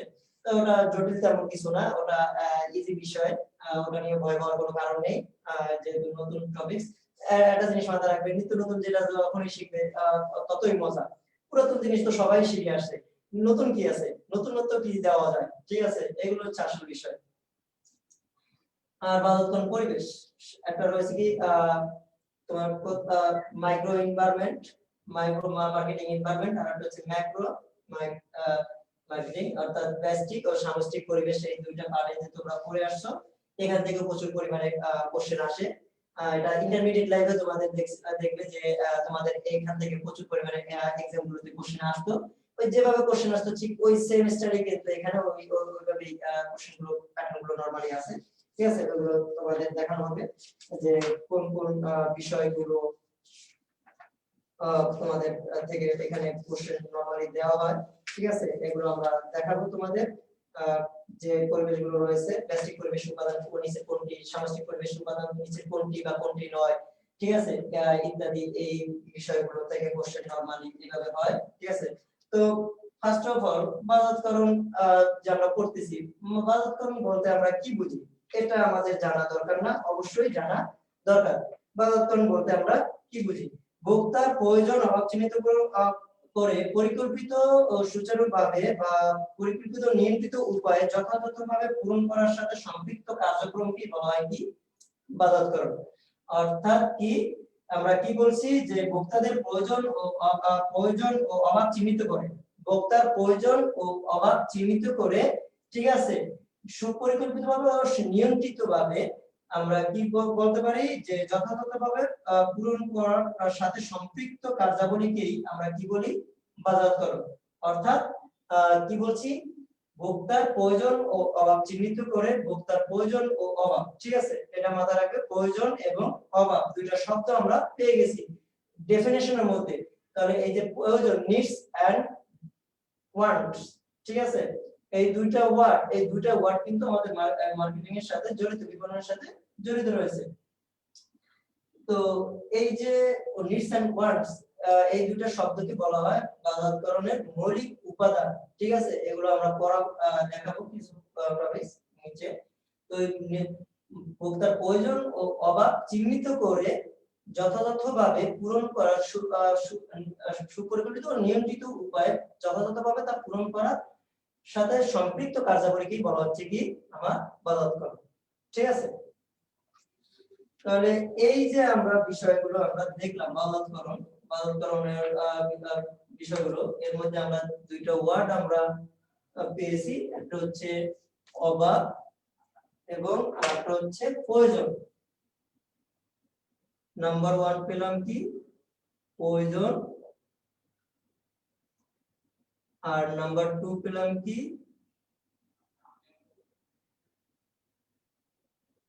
অভাব।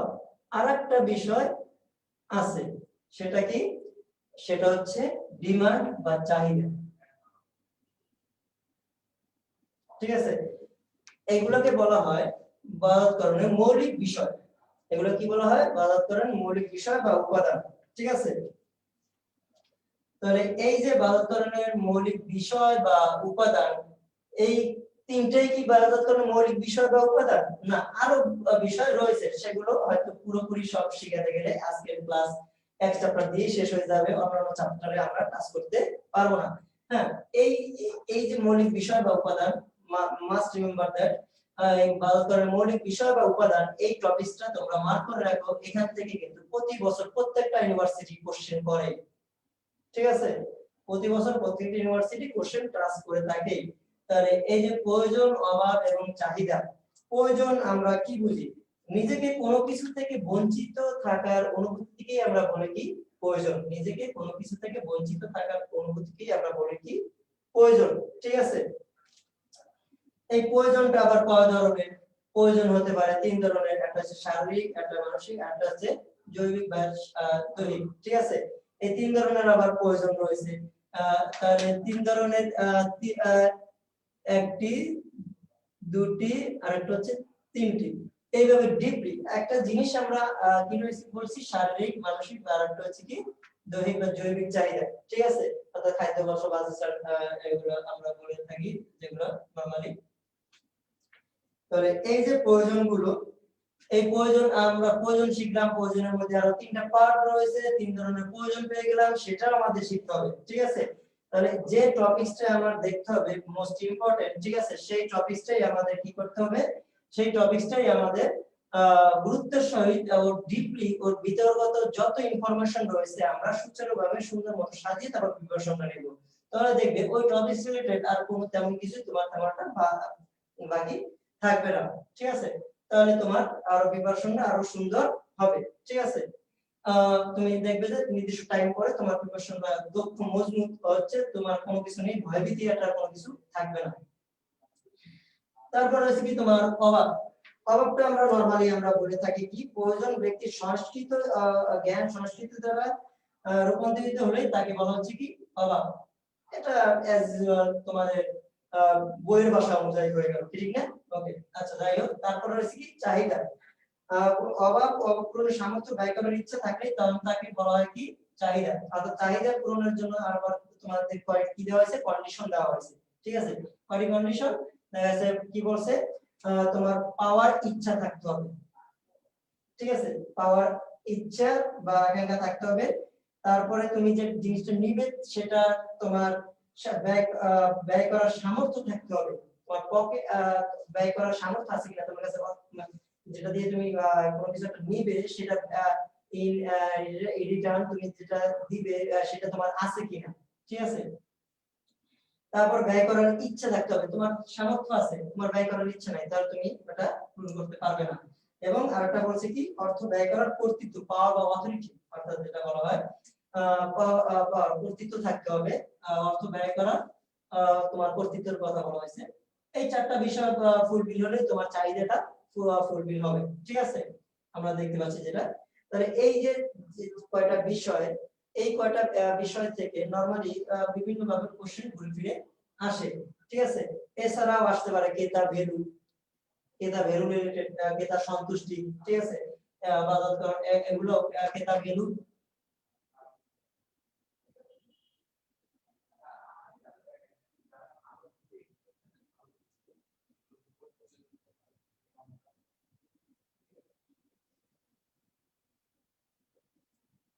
এগুলোকে বলা হয় কি বাজারকরণের মৌলিক বিষয়গুলি। অর্থাৎ ক্রেতা ভ্যালু আমরা কি করি, একটি পণ্য সম্পর্কে ক্রেতার মনে যে পজিটিভ মনোভাব তৈরি হয়, নরমালি আমরা সেটাকে বলে থাকি কি ক্রেতা ভ্যালু, ঠিক আছে।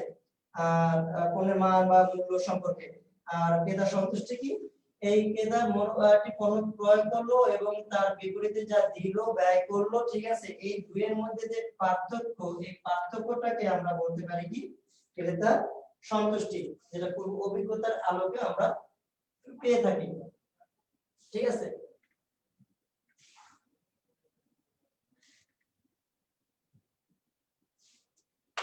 এরপর যে টপিকসটা তোমরা এই বাজারকরণ রিলেটেড পরিস্থিতি রিলেটেড যে টপিকসটা তোমরা দেখবে সেটা হচ্ছে মোস্ট ইম্পর্টেন্ট আর একটা টপিক, সেটার নাম কি, সেটা হচ্ছে বাজারকরণ মতবাদ, ঠিক আছে। এখানে কয়টি মতবাদ রয়েছে সেটা তোমরা নরমালি জানো। এখানে মতবাদ সমূহ যেমন উৎপাদন মতবাদ, পণ্য মতবাদ, বিক্রয় মতবাদ, বাজারকরণ মতবাদ, সামাজিক বাজারকরণ মতবাদ, আর একটা হচ্ছে সামগ্রিক বাজারকরণ মতবাদ, ঠিক আছে, অর্থাৎ হলিস্টিক মার্কেটিং কনসেপ্ট। কি কি বলেছি, নাম্বার 1 বলেছি কি তোমাদের উৎপাদন, তোমরা কি সবাই দেখতে পাচ্ছ? ওকে। নাম্বার 2 পণ্য মতবাদ, নাম্বার 3 বলছি কি বিক্রয় মতবাদ, নাম্বার 4 বাজারজাতকরণ মতবাদ, নাম্বার 5 সামাজিক বাজারকরণ মতবাদ,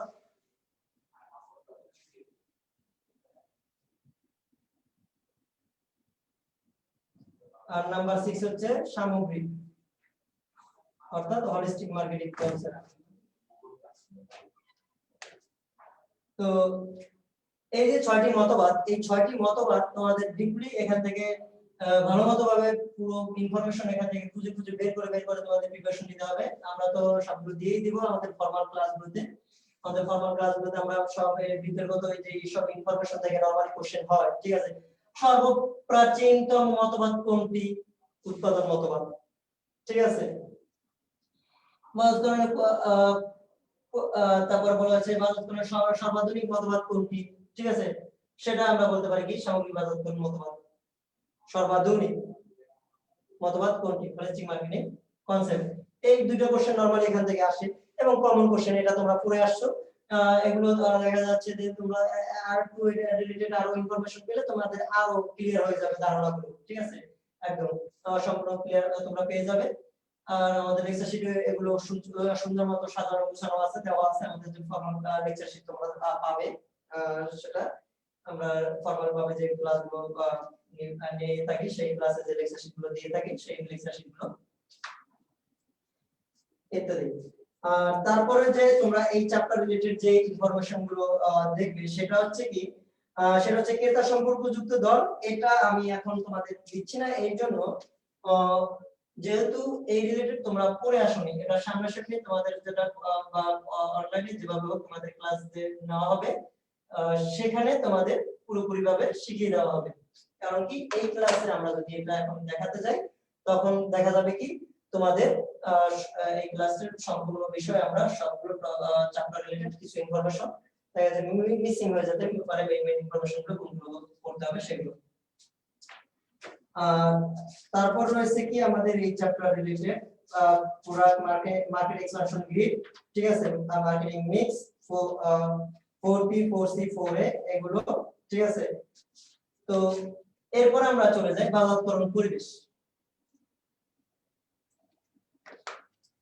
এই পরিবেশের কি দেখতে পাচ্ছি আমরা? নরমালি পরিবেশ বলতে আমরা কি বুঝি? আমাদের চারপাশে মানুষের উপর প্রভাব বিস্তার করে পারিপার্শ্বিক যে অবস্থা রয়েছে সবকিছু মিলিয়ে আমাদের কি হয়েছে পরিবেশ। অর্থাৎ পরিবেশের ডেফিনিশন আমরা ক্লাস 3 বা 2 এর বইয়ে যে সমাজ বইয়ে তো আমরা পড়ে আসছি, সেই ডেফিনিশন যদি আমরা বলি সেটা সেরকমই হয়, ঠিক আছে। আর অর্থাৎ বাজারকরণ কার্যক্রমের উপর বাজারকরণ পরিবেশ কি? বাজারকরণ কার্যক্রমের উপর প্রত্যক্ষ ও পরোক্ষভাবে প্রভাব বিস্তারকারী যে প্রভাব বিস্তার করে যে বিষয়গুলো, সেগুলোকে বলা হচ্ছে বাজারকরণ পরিবেশ, প্রত্যক্ষ পরোক্ষভাবে। তাহলে এই বাজারকরণ পরিবেশকে আমরা দুই ভাগে ভাগ করতে পারি।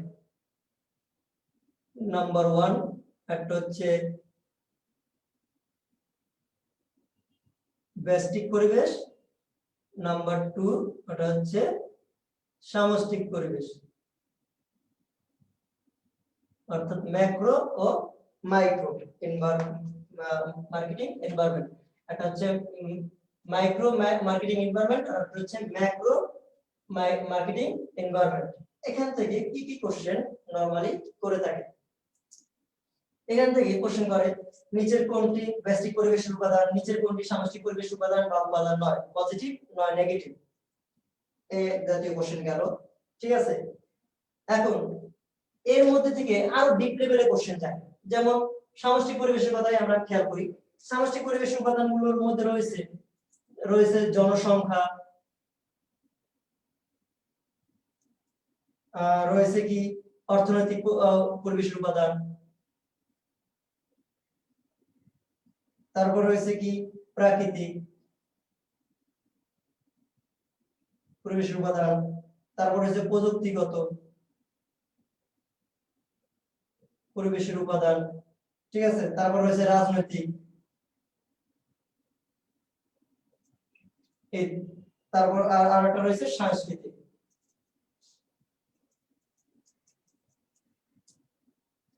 তো এই যে পরিবেশের উপাদানগুলো রয়েছে, দেখো জনসংখ্যা রিলেটেড যে উপাদানগুলো রয়েছে এর বিতর্কত আবার কিছু রয়েছে সাব উপাদান। ঠিক আছে, এগুলোর মধ্যে থেকে কোশ্চেন আসতে পারে। অর্থনৈতিক কাঠামো রিলেটেড যে উপাদানগুলো রয়েছে, অর্থনৈতিক পরিবেশ অবস্থা, প্রাকৃতিক, যেমন প্রাকৃতিক তোমরা যেটা ম্যানেজমেন্টের পরিবেশ রিলেটেড যে পার্টটা রয়েছে, পরিবেশ রিলেটেড যে অধ্যায়টা এখানে রয়েছে ম্যানেজমেন্টে তোমরা দেখেছো প্রাকৃতিক পরিবেশ উপাদানগুলো, ভূ প্রকৃতি, মৃত্তিকা, নদ নদী, পাহাড় পর্বত। ঠিক আছে, এগুলো কি করে আমাদের মার্কেটিং কার্যক্রমকে প্রত্যক্ষ বা পরোক্ষভাবে আমাদের প্রভাব বিস্তার করে। তাহলে এখান থেকে আবার কোশ্চেন করে বসতে পারে নিচের কোনটি বাধাতরণের প্রাকৃতিক পরিবেশের উপাদান বা উপাদান নয়। ঠিক আছে, এভাবেও কোশ্চেন করে বসতে পারে। অর্থাৎ এক নাম্বার 2 তে গেল সামষ্টিক পরিবেশের উপাদান, সামষ্টিক পরিবেশ, সেই সামষ্টিক পরিবেশের মেইন উপাদানগুলো রয়েছে এগুলো। এখন সামষ্টিক পরিবেশের উপাদানগুলোর মধ্যে রয়েছে আবার বিভিন্ন পার্ট, এই পার্টের মধ্যে রয়েছে আবার বিভিন্ন সাব উপাদান। ঠিক আছে, এই সাব উপাদানগুলোর মধ্যে দিয়ে আবার কোশ্চেন আসতে পারে। তাহলে এইভাবে তোমাদের ডিপলি বিতর্কত যত ইনফরমেশন আছে সব তোমার আয়ত্তে নিয়ে আসতে হবে। ঠিক আছে, তোমার প্রিপারেশনটাকে মজবুত করার জন্য। তাহলে এভাবে তুমি কি করবে, তোমার পরিবেশ রিলেটেড যে চ্যাপ্টারটি রয়েছে, পরিবেশ রিলেটেড চ্যাপ্টারে তোমরা প্রিপারেশন নিয়ে নিজেকে তৈরি করতে থাকবে। ঠিক আছে, আমরা তো নরমালি ক্লাসে এগুলো বলবো, তারপরও তোমরা তোমাদের মতো করে তোমাদের মেইন বইকে ফলো করবে। আর মেইন বই ফলো করার পাশাপাশি অবশ্যই আমাদেরও যে ইউসিসি প্রকাশিত যে সারা বাংলাদেশের মধ্যে আমরা বলতে পারি যে একটি সেরা বই, ঠিক আছে, মার্কেটিং রিলেটেড, সেটা হচ্ছে রেসপেক্ট। তোমরা রেসপেক্ট বইটি কিনে এটার এই রিলেটেড ইনফরমেশন আরো ডিটেইলস আকারে অনেক কিছু তোমরা পাবে, অনেক ইনফরমেশন তোমরা পাবে। সেই বইটা নিয়ে তোমরা কি করতে পারবে, তোমরা নিজের প্রিপারেশনটাকে আগাতে পারবে। ঠিক আছে,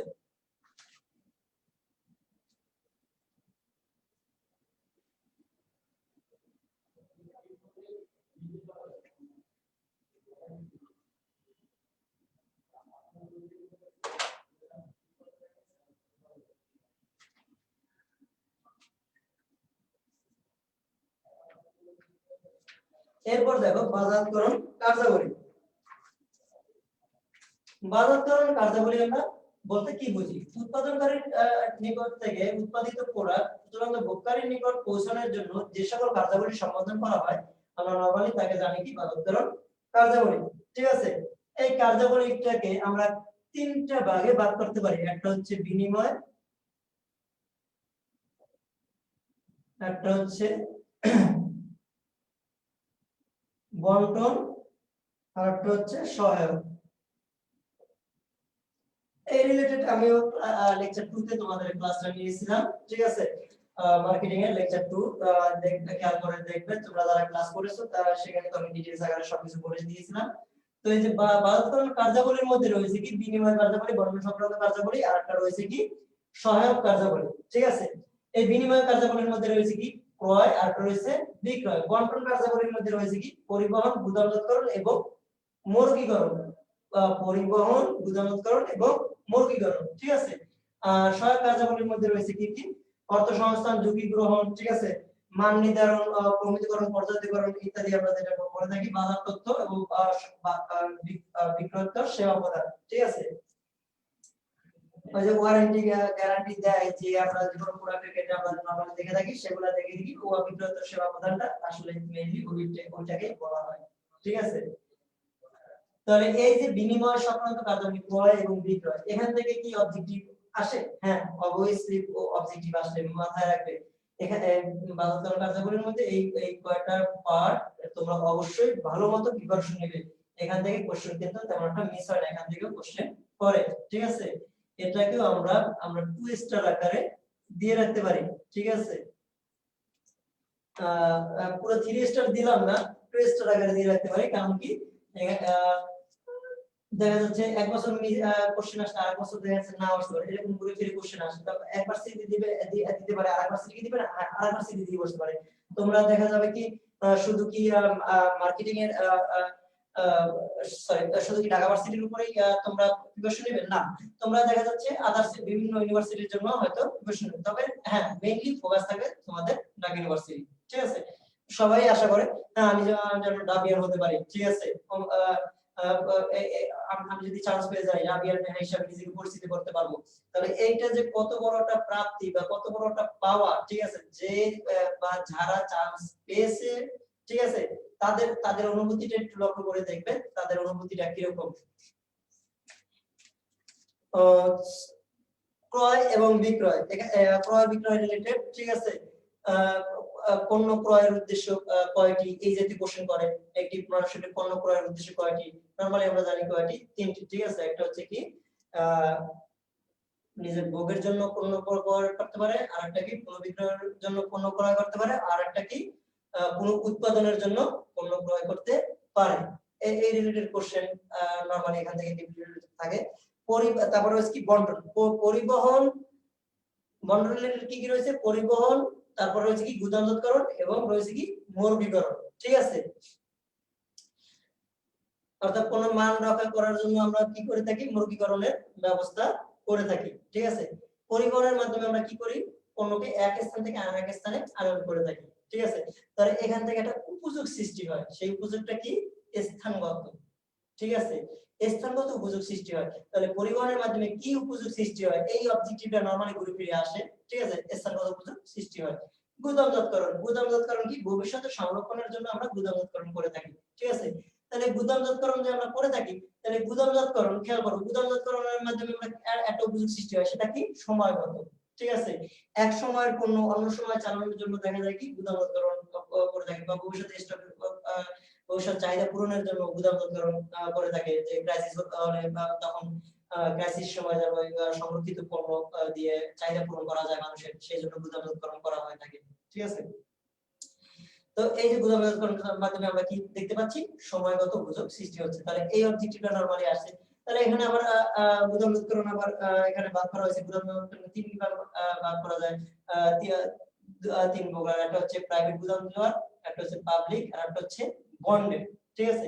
প্রাইভেট যেটা সেটা হচ্ছে নিজস্ব ব্যক্তি মালিকানা যে গুদাম ঘরটি তৈরি করা হয় বা ব্যবস্থা করা হয়, সেটাকে বলছে প্রাইভেট। আর পাবলিক যেটা সরকারি তত্ত্বাবধানে যেটা করা হয় থাকে। আর বন্ডেড হচ্ছে নির্দিষ্ট সময়ের জন্য পণ্যটাকে যেমন রপ্তানিকৃত পণ্য শুল্ক আদায় না শুল্ক পরিশোধ না করা পর্যন্ত যে গুদাম ঘরে রাখা হয়, তাকে বলা হচ্ছে বন্ডেড গুদামঘর, ঠিক আছে। এটা তোমরা মাথায় রাখবে, এগুলো এই গুদামঘর থেকে ওইভাবে কোশ্চেন আসে। আর অর্থ সংস্থান, ঝুঁকিপূর্ণ মান নির্ধারণ, ঠিক আছে। প্রমিতিকরণ, পর্যায়করণ, এই দুটো টপিক মাথায় রাখবে। প্রমিতিকরণ, পর্যায়করণ থেকে পণ্যের মৌলিক মানদণ্ড নির্ধারণ করাকে বলা হচ্ছে কি প্রমিতিকরণ। আর পণ্যের আকারাকৃতি বৈশিষ্ট্য বা পণ্যকে ভাগ করাকে শ্রেণীবিভাগ করাকে বলা হচ্ছে কি পর্যায়করণ, ঠিক আছে।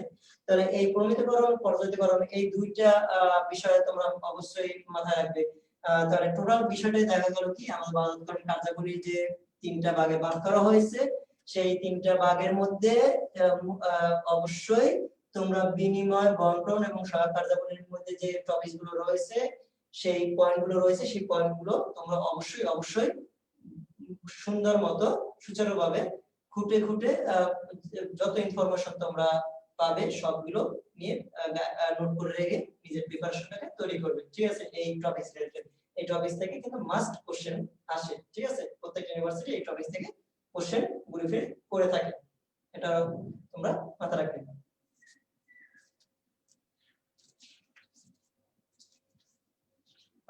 এরপর দেখো তোমরা খেয়াল করো, এরপরে যেটা দেওয়া আছে আমাদের ইনফরমেশন সেটা হচ্ছে কি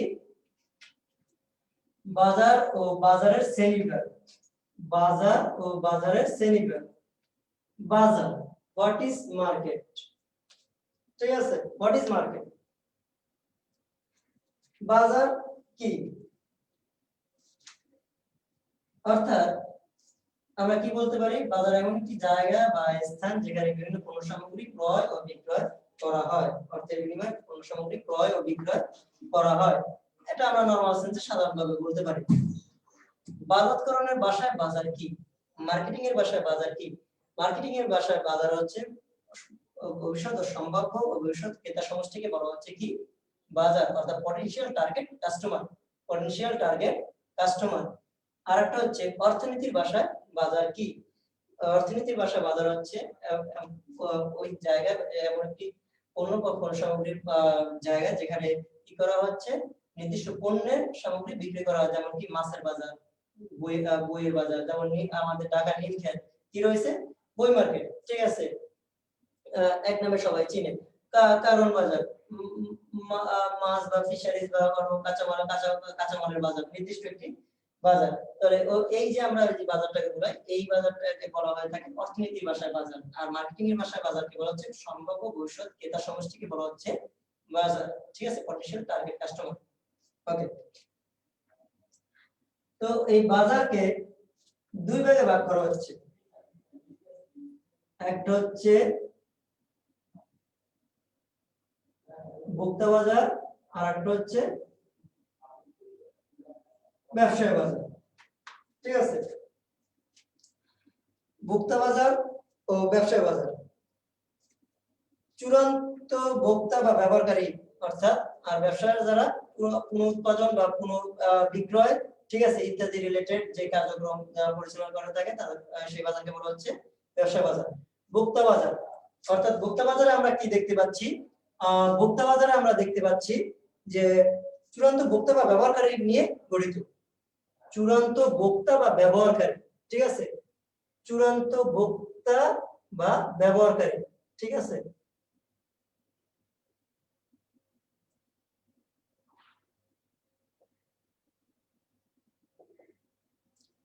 লেখাটা কি বোঝা যাচ্ছে? সবাই একটু কমেন্টস করো প্লিজ।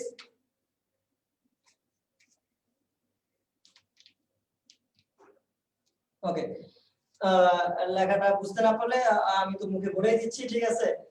হাতের লেখা ভালো না, হাতের লেখা নিয়ে কেউ কোনো কিছু মনে করবে না তোমরা, আমি মুখে বলে দিচ্ছি, সমস্যা নেই। ওকে, আর কোনো বিক্রয় বা মুনাফার উদ্দেশ্যে পণ্য ক্রয় করে না কারা, ব্যবসা বাজার, ঠিক আছে। কোনো বিক্রয় বা মুনাফার উদ্দেশ্যে পণ্য ক্রয়, সরি, ভোক্তা বাজার, কোনো বিক্রয় বা মুনাফার উদ্দেশ্যে পণ্য ক্রয় করে না কারা, ভোক্তা বাজার। তাহলে এই যে আমি কথাগুলো বলতেছি, ভোক্তা বা চূড়ান্ত ভোক্তা বা সরবরাহ ব্যবহারকারী নিয়ে গঠিত হচ্ছে ভোক্তা বাজার। বা তাহলে গঠন দেখলাম আমরা, ভোক্তা বাজার কাদের নিয়ে গঠিত, কোশ্চেন যদি করা হয় ভোক্তা বাজার গঠিত কিভাবে, ঠিক আছে, বা কাদেরকে নিয়ে গঠিত, চূড়ান্ত ভোক্তা বা মেইন ব্যবহারকারী নিয়ে গঠিত। আর এরা পণ্য ক্রয়ের উদ্দেশ্যে এদের কি থাকে না, এদের কোনো বিক্রয় বা মুনাফা অর্জনের কোনো উদ্দেশ্য থাকে না, ঠিক আছে। মুনাফা কোশ্চেন করতে পারে, মুনাফা অর্জনের উদ্দেশ্য থাকে না নিচের কোন বাজার, ঠিক আছে। তাহলে আমরা আনসার দেব কি, ভোক্তা বাজার। মুনাফা উদ্দেশ্যে মুনাফা অর্জনের উদ্দেশ্যে পণ্য ক্রয় করে না কোন বাজারে, ঠিক আছে, ভোক্তা বাজার, রাইট। তাহলে ব্যবসা বাজার কি, কোন বিক্রয় বা মুনাফা অর্জনের উদ্দেশ্যে পণ্য ক্রয় করে, তাহলে অল্টারনেটিভ বিপরীত হবে, ঠিক আছে। তাহলে এখানে আমরা একটা পার্থক্য পেয়ে গেলাম ভোক্তা বাজার আর ব্যবসায় বাজারের মধ্যে, ঠিক আছে। দেখা গেছে ভোক্তা বাজারে ক্রেতার পরিমাণ কিরকম থাকে বা ব্যবসায় বাজারে ক্রেতার পরিমাণ কিরকম থাকে, ভোক্তা বাজারে ক্রয়ের পরিমাণ বেশি হয় না কম হয়, ব্যবসায় বাজারে ক্রয়ের পরিমাণ বেশি হয় না কম হয়, ঠিক আছে। এই রিলেটেড কোশ্চেন নরমালি হয়, ঠিক আছে। তারপর আরেকটা কোশ্চেন হয় কি, ভোক্তা বাজারে ভোক্তা আচরণে প্রভাব বিস্তারকারী কিছু উপাদান, ভোক্তা আচরণের প্রভাব বিস্তারকারী কিছু উপাদান, এখান থেকেও কিন্তু কোশ্চেন আসে। মাস্ট রিমেম্বার দ্যাট এই যে চ্যাপ্টারটা আমি বলতেছি, এখান থেকে যেটা পড়ালাম, এখান থেকে আমরা অল্প কিছু টপিকস দেখিয়েছি, ঠিক আছে। আর বাস্তবিক পরিবেশ, এটা তো টোটালি দুইটা টপিকস, একটা হচ্ছে প্রত্যক্ষ, এটা হচ্ছে কি ব্যষ্টিক, আর একটা হচ্ছে সামষ্টিক, দুইটা পরিবেশ দেখালাম। আর 3 নম্বরে বললাম কি বাজারকরণ কার্যাবলী, রিলেটেড কিছু উপাদান দেখালাম, অল্প কিছু বিষয়।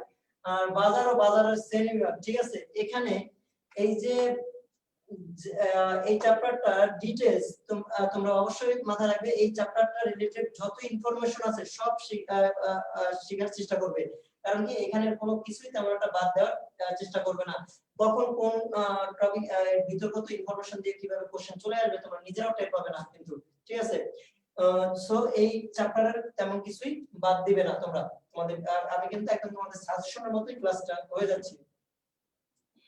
তো সো তোমরা এই চ্যাপ্টার রিলেটেড যা যা ইনফরমেশন সব শিখবে, আমরা লেকচার সিরিজ যেগুলো দিব সেগুলো সব দেখবে, এবং তোমাদের যে বইগুলো রয়েছে, তোমাদের যেগুলো কলেজেগুলোতে যে বই পড়ে আসো সেই বইও দেখবে, প্লাস আমাদের মার্কেটিং রিলেটেড যে আমাদের বই রয়েছে রেসপেক্ট, সেই বইটাও মাস্ট দেখবে।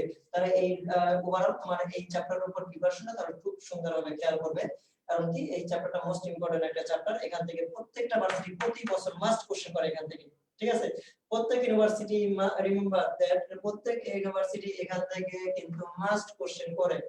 নাগ ইউনিভার্সিটিতে প্রতি বছর কোশ্চেন করে, একটা দুইটা থাকে, আদার্স ইউনিভার্সিটিও কিন্তু কোশ্চেন করে, ঠিক আছে।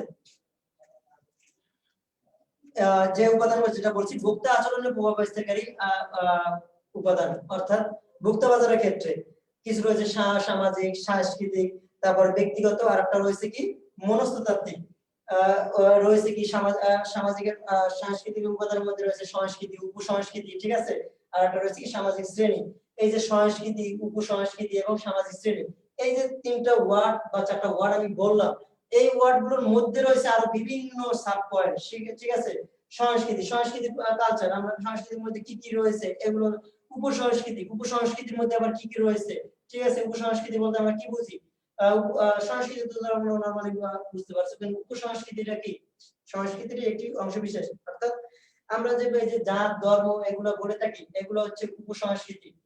আমরা বলি অমুক জাতি, জাতীয়তা, ঠিক আছে, এটাও উপসংস্কৃতি। যেমন আমরা বাংলাদেশি, বাঙালি, এই যে বাংলাদেশি আমরা বলি, ঠিক আছে, এটা উপসংস্কৃতি, মাথায় রাখবেন, ঠিক আছে। আমরা বলি কানাডিয়ান, আমরা বলি আমেরিকান, আমরা বলি ইটালিয়ান, এই যে কথাগুলো আমরা বলি, এগুলো হচ্ছে উপসংস্কৃতি। বয়স এটা কি উপসংস্কৃতি, ঠিক আছে, মানুষের বয়সটা। এগুলো আমরা ডিটেইলস আকারে দেখাবো, ঠিক আছে, তোমাদের ফরমাল ক্লাসগুলোতে। এই যে জিনিসগুলো, এগুলো খুঁটে খুব সুন্দর মতো ইনফরমেশন গুলো তোমরা বের করে আমাদের পড়তে হবে, ঠিক আছে। আদারওয়াইজ দেখা যাবে এই লেকচারের উপর কিন্তু প্রিপারেশন নেওয়াটা তোমার কাছে কঠিনতর হয়ে দাঁড়াতে পারে, কারণ এই লেকচার শিটে যে ইনফরমেশন গুলো রয়েছে বুঝে সুন্দর মতো একদম মেমোরাইজ করতে হবে, ভালো মতো, ঠিক আছে, ভালো করে মেমোরাইজ করতে হবে তোমাদের। কারণ এই টপিকগুলো, এই চ্যাপ্টার 4 এ যে আমরা যেটা দেখিয়েছি, এটা কিন্তু মুখস্থ বিদ্যার মতোই অনেকটা বিষয়, ঠিক আছে।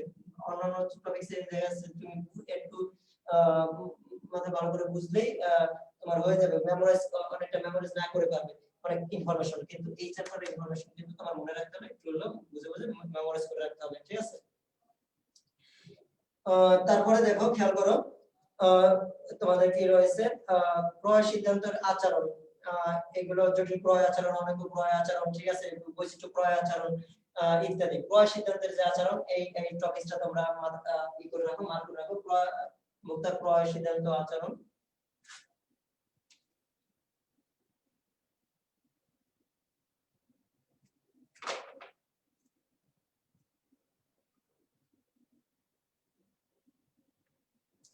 অর্থাৎ যেটা বলা হয়ে থাকে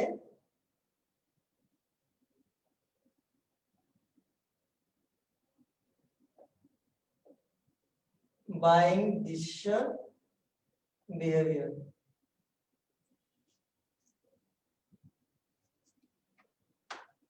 চারটা ভাগে ভাগ করছে এই পুরো ভোক্তা ক্রয় আচরণ মডেলকে, ঠিক আছে। চারটা ভাগে, একটা হচ্ছে কি জটিল ক্রয় আচরণ, একটা হচ্ছে অনেক রাশিমান ক্রয় আচরণ, আর একটা হচ্ছে কি বৈচিত্র্য ক্রয় আচরণ, আর একটা হচ্ছে অভ্যাসগত ক্রয় আচরণ, ঠিক আছে।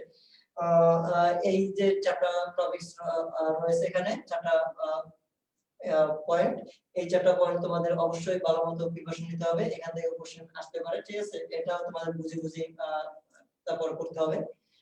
আমরা তো জিনিসটা বুঝিয়ে দিবই আমাদের ফর্মাল ক্লাসগুলোতে, এই জিনিসটা তোমরা দেখবে এই চ্যাপ্টার রিলেটেড।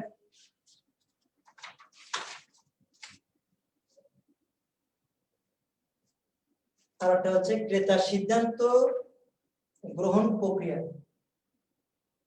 আর একটা মার্ক করো, ক্রেতার সিদ্ধান্ত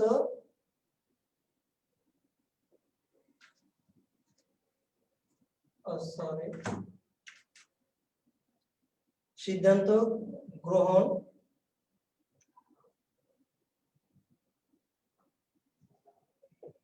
প্রক্রিয়া।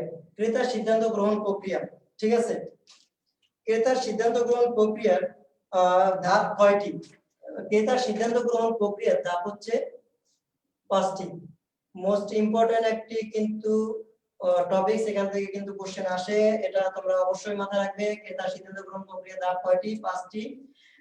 একটা হচ্ছে কি নিড রিকগনিশন, প্রয়োজন শনাক্তকরণ, 2 নম্বর হচ্ছে তথ্য অনুসন্ধান, 3 নম্বর বিকল্প ইভালুয়েশন অফ অল্টারনেটিভস, বিকল্প সমূহ মূল্যায়ন, আর একটা হচ্ছে কি ক্রয় সিদ্ধান্ত পারচেজ ডিসিশন, আর একটা হচ্ছে ক্রয়ের আচরণ, ঠিক আছে। একটি জিনিস দেখা যায় কি যে ক্রেতার সিদ্ধান্ত গ্রহণ প্রক্রিয়া তৃতীয় ধাপ কোনটি, চতুর্থ ধাপ কোনটি, এই কোশ্চেন গুলো সচরাচর কম হয়, কিন্তু এই যে ধাপ সংক্রান্ত যে কোশ্চেন মাথায় রাখবে, প্রথম ধাপ কোনটি, সর্বশেষের ধাপ কোনটি, ধাপ সংক্রান্ত কোশ্চেন এইরকমই নরমালি এসে থাকে। যে ক্রেতা সে যে কোনো ধাপ সংক্রান্ত কোশ্চেনে যে স্টেট বা কয়টি বা কি কয়টি দিয়ে কোশ্চেন আসতে পারে একটা, ঠিক আছে। কয়টি কি কি রিটেন পরীক্ষা তোমার যে লিখিত পরীক্ষার যে পাতা থাকবে, সেই লিখিত পরীক্ষায় কিন্তু তোমার হয়তো লিখতে হতে পারে, সেটা তোমাকে মুখস্থ করতে হবে, ঠিক আছে। 5টি ধাপই তোমার মুখস্থ থাকতে হবে। এই 5টি ধাপ হলো তোমার শর্ট আকারে লিখিত প্রশ্ন আকারে থাকতে পারে রিটেন পার্টে। আর অবজেক্টিভের জন্য সহজ বিষয় হচ্ছে প্রথম ধাপ কোনটি, শেষের ধাপ কোনটি, এভাবে মনে যদি রাখতে পারো তাহলে দেখা যাচ্ছে তোমার অবজেক্টিভটা অনেক কভার হয়ে যাবে, তুমি এখান থেকে সহজেই অবজেক্টিভ পেয়ে যাবে। প্রয়োজন শনাক্তকরণ আর প্রয়োজন আচরণ, ঠিক আছে। এই দুইটা ধাপ যদি আমাদের মাথায় থাকে, আর রিটেনের জন্য লাগবে আমার টোটালটাই মুখস্থ রাখতে হবে। তাহলে ওভারঅল আমরা দেখতে পাচ্ছি যে তোমার রিটেনের জন্য মোস্ট ইম্পর্টেন্ট একটা ফ্যাক্টর হয়ে দাঁড়াতে পারে, আবার অবজেক্টিভের জন্য মোস্ট ইম্পর্টেন্ট একটা টপিকস।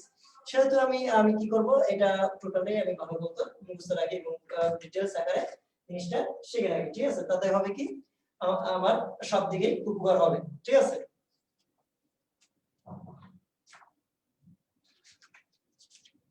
এরপর দেখো ব্যবসায়িক ক্রেতা অর্থাৎ ব্যবসায় বাজার।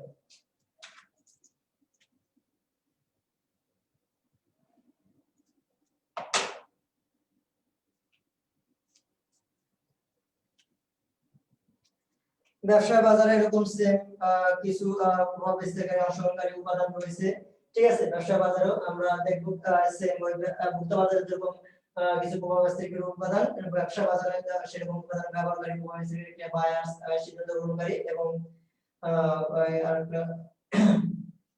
গেটকিপার্স। ওকে, তো ব্যবসা বাজারে যে উপাদানগুলো পরিবেশ যে সকল উপাদান ক্রেতাকে প্রভাবিত করে সেখানে আবার 4 ভাগে ভাগ করছে। ব্যবসা বাজারে প্রভাব বিস্তারকারী উপাদান যেভাবে ক্রেতাকে প্রভাব বিস্তার করতে পারে সেটাকে আবার কয়ভাবে ভাগ করছে, 4 ভাগে। একটা ভাগ হচ্ছে কি পরিবেশগত উপাদান, একটা সাংগঠনিক উপাদান, আর একটা হচ্ছে কি তোমাদের আন্তঃব্যক্তিক উপাদান, আর একটা হচ্ছে ব্যক্তিক উপাদান। একটা কি বলছি তোমাদের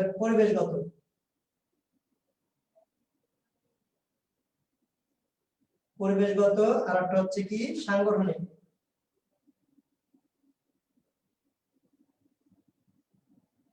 আর একটা হচ্ছে কি আন্তঃব্যক্তিক, আর একটা হচ্ছে কি ব্যক্তি। এই যে বিতর্কিত উপাদানগুলো রয়েছে তোমরা মাস্ট অবশ্যই এই উপাদানগুলোর মধ্যে রয়েছে আবার বিভিন্ন সাব পয়েন্ট, ঠিক আছে। তোমাদের বইতেও দেখবে এগুলো দেওয়া আছে, আমাদের এক্সেল বইয়েও সুন্দরমতো দেওয়া আছে সাব পয়েন্ট গুলো, এবং আমাদের লেকচার শিটে তো দেওয়া আছে, ঠিক আছে। লেকচার শিটে তোমরা যখন পাবে লেকচার শিটটা তোমরা অবশ্যই এগুলো পেয়ে যাবে। তো এইগুলো মাস্ট তোমরা করবে। এরপর রয়েছে কি বাজার বিভক্তিকরণ, ঠিক আছে। একটা হচ্ছে ভোক্তা বাজার বিভক্তিকরণ, একটা হচ্ছে ব্যবসায় বাজার বিভক্তিকরণ। মাস্ট ইম্পর্টেন্ট বাজার বিভক্তিকরণ মাথায় রাখবে। আমি আগেই বলেছি লেকচার যে অধ্যায় তোমাদের 4 নম্বর অধ্যায়টা বাজার ও বাজারের শ্রেণী বিভাগ, এর মধ্যে রয়েছে তোমাদের বাজার বিভক্তিকরণ, ঠিক আছে। বাজার বিভক্তিকরণটা অবশ্যই ব্যবসা বাজার বিভক্তিকরণ, একটা হচ্ছে ভোক্তা বাজার বিভক্তিকরণ। যে বাজার বিভক্তিকরণ উপাদান সমূহ জিওগ্রাফিক, তারপরে রয়েছে কি জনসংখ্যা বিষয়ক, মনস্তাত্ত্বিক, আচরণ ভিত্তিক, ঠিক আছে। এটা হচ্ছে ভোক্তা বাজার বিভক্তিকরণ। আর তোমাদের ব্যবসা বাজার বিভক্তিকরণের মধ্যে রয়েছে কি, তোমাদের ব্যবসা বাজার বিভক্তিকরণের মধ্যে রয়েছে জনসংখ্যা ভিত্তিক, পরিচালন ভিত্তিক, ক্রয় অ্যাপ্রোচ, তারপর রয়েছে কি পরিস্থিতি, ঠিক আছে, ইত্যাদি। তো এই যে উপাদানগুলো, এই উপাদানগুলো তোমরা অবশ্যই বাজার বিভক্তিকরণের যে পার্টগুলো এগুলো অবশ্যই তোমরা দেখবে, ঠিক আছে। তাহলে তোমাদের এই এতটুকু যে আমি যা বললাম এই টপিকস এর উপর যে অবজেক্টিভ গুলো আসে, ইনশাআল্লাহ তোমাদের প্রিপারেশনটা ফুলফিল ভাবে হয়ে যাবে। এরপর দেখি আমরা পণ্যের শ্রেণীবিভাগ, প্রোডাক্ট। আমরা অর্থাৎ সাদৃশ্য আর বৈসাদৃশ্য, যে আমরা যে পণ্যটা আমাদের অভাব মোচনের জন্য যে ক্রয় করে থাকি, যেগুলো আমরা কিনে থাকি, সেগুলো কি আমরা পণ্য। অর্থাৎ পণ্য হচ্ছে এমন কিছু যা মনের আকর্ষণ অর্থাৎ মনোযোগ আকর্ষণ গ্রহণ বা যথাযথ বা ভোগের জন্য বাজারে উপস্থাপন করা হয়। কি বলছি, পণ্য এমন কিছু যা মনোযোগ আকর্ষণ গ্রহণ বা ব্যবহার এবং কি বলছি ভোক্তার অভাব মোচনের জন্য বাজারে উপস্থাপন করা হয়। আমি আবার বলছি, পণ্যটা কি বলছি, পণ্য হচ্ছে এমন কিছু যা মনের আকর্ষণ, ব্যবহার, গ্রহণ ও কি বলা হয়েছে ভোক্তার ব্যবহার অভাব মোচনের জন্য বাজারে উপস্থাপন করা হয়, সেটা হচ্ছে পণ্য, ঠিক আছে। তাই পণ্যের পণ্যের যে বলা হয়েছে পণ্যের শ্রেণীবিভাগ, পণ্যের শ্রেণীবিভাগে আমরা দেখেছি কি দুই ভাগে ভাগ করা হয়েছে, একটা হচ্ছে ভোগ্য পণ্য আর একটা হচ্ছে শিল্প পণ্য। মোস্ট ইম্পর্টেন্ট,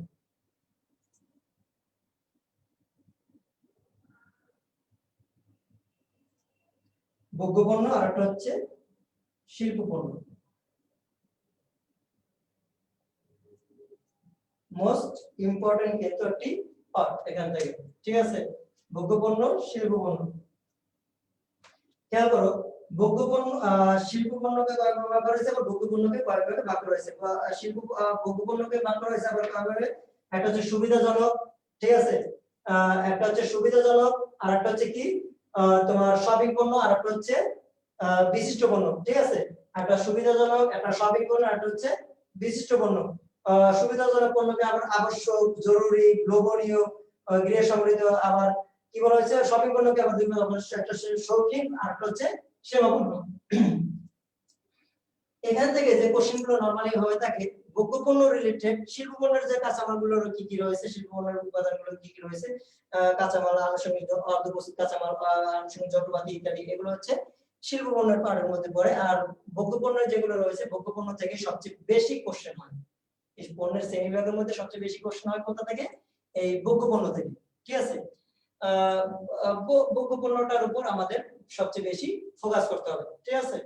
তাহলে আমরা এই ভোগ্য পণ্যের উপর যে সবচেয়ে বেশি ফোকাস করব, তাহলে এই ভোগ্য পণ্যের উপর যে প্রকারভেদগুলো রয়েছে, যেমন জরুরি পণ্য, আবশ্যক পণ্য, চাল, ডাল, তেল, লবণ ইত্যাদি, এগুলো কি আমাদের দৈনন্দিন যে নিত্য প্রয়োজনীয় পণ্য, আবশ্যক পণ্য। আর তারপর বলা হচ্ছে কি জরুরি পণ্য। জরুরি পণ্য কোনগুলো, হঠাৎ করে যার প্রয়োজন অনুভব হয়, হঠাৎ করে তোমার জ্বর ভাব লাগতেছে, তুমি কি করলে একটা না পাওয়া প্যারাসিটামল কোনো কিছু গ্রহণ করবে, ঠিক আছে। ওষুধ, জরুরি ওষুধ সামগ্রী, যেটা বলা হয় বৃষ্টি পড়তেছে ছাতা তোমার লাগবে, এটা একটু তোমার জরুরি পণ্য, ঠিক আছে। লোভনীয়, চকলেট, আইসক্রিম, এগুলো। সেবা পণ্যের মধ্যে কি রয়েছে, এই যে টিভি, ফ্রিজ, ফ্যান ইত্যাদি, এগুলো আমাদের কি সেবামূলক পণ্য। শৌখিন পণ্য রয়েছে ভোগবিলাসিতার জন্য, তারপর বিশিষ্ট পণ্য রয়েছে, ঠিক আছে। শপিং পণ্যগুলো যেগুলো ভাগ করা হয়েছে, ঠিক আছে, এগুলো। এছাড়া রয়েছে একটি অযাচিত পণ্য। অযাচিত পণ্য কি, যেসব পণ্য সম্পর্কে মানুষের ধারণা খুব কম থাকে, তাকে বলা হচ্ছে কি অযাচিত পণ্য। যেমন কি কাফনের কাপড়, ঠিক আছে, দাফন দেওয়ার জন্য যে কাফনের কাপড়টি কেনা হয় সেটা কি অযাচিত পণ্য। আমাদের যে আমরা রক্ত বিক্রি করি, ব্লাড, ঠিক আছে, রক্তদান, তাহলে এটাও কি একটি অযাচিত পণ্য, ঠিক আছে।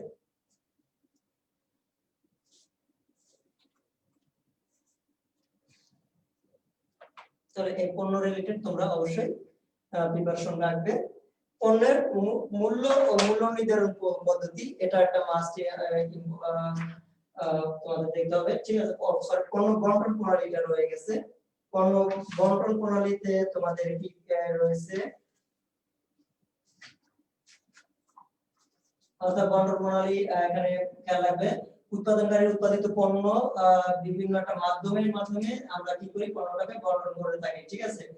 যেমন উৎপাদনকারী টু ব্যবহারকারী, চূড়ান্ত ভোক্তা বা ব্যবহারকারী, উৎপাদনকারী টু তারপর কি বলতে পারি আমরা, একজন মাঝখানে একটা মিডিয়া নিয়ে আসতে পারি, ঠিক আছে।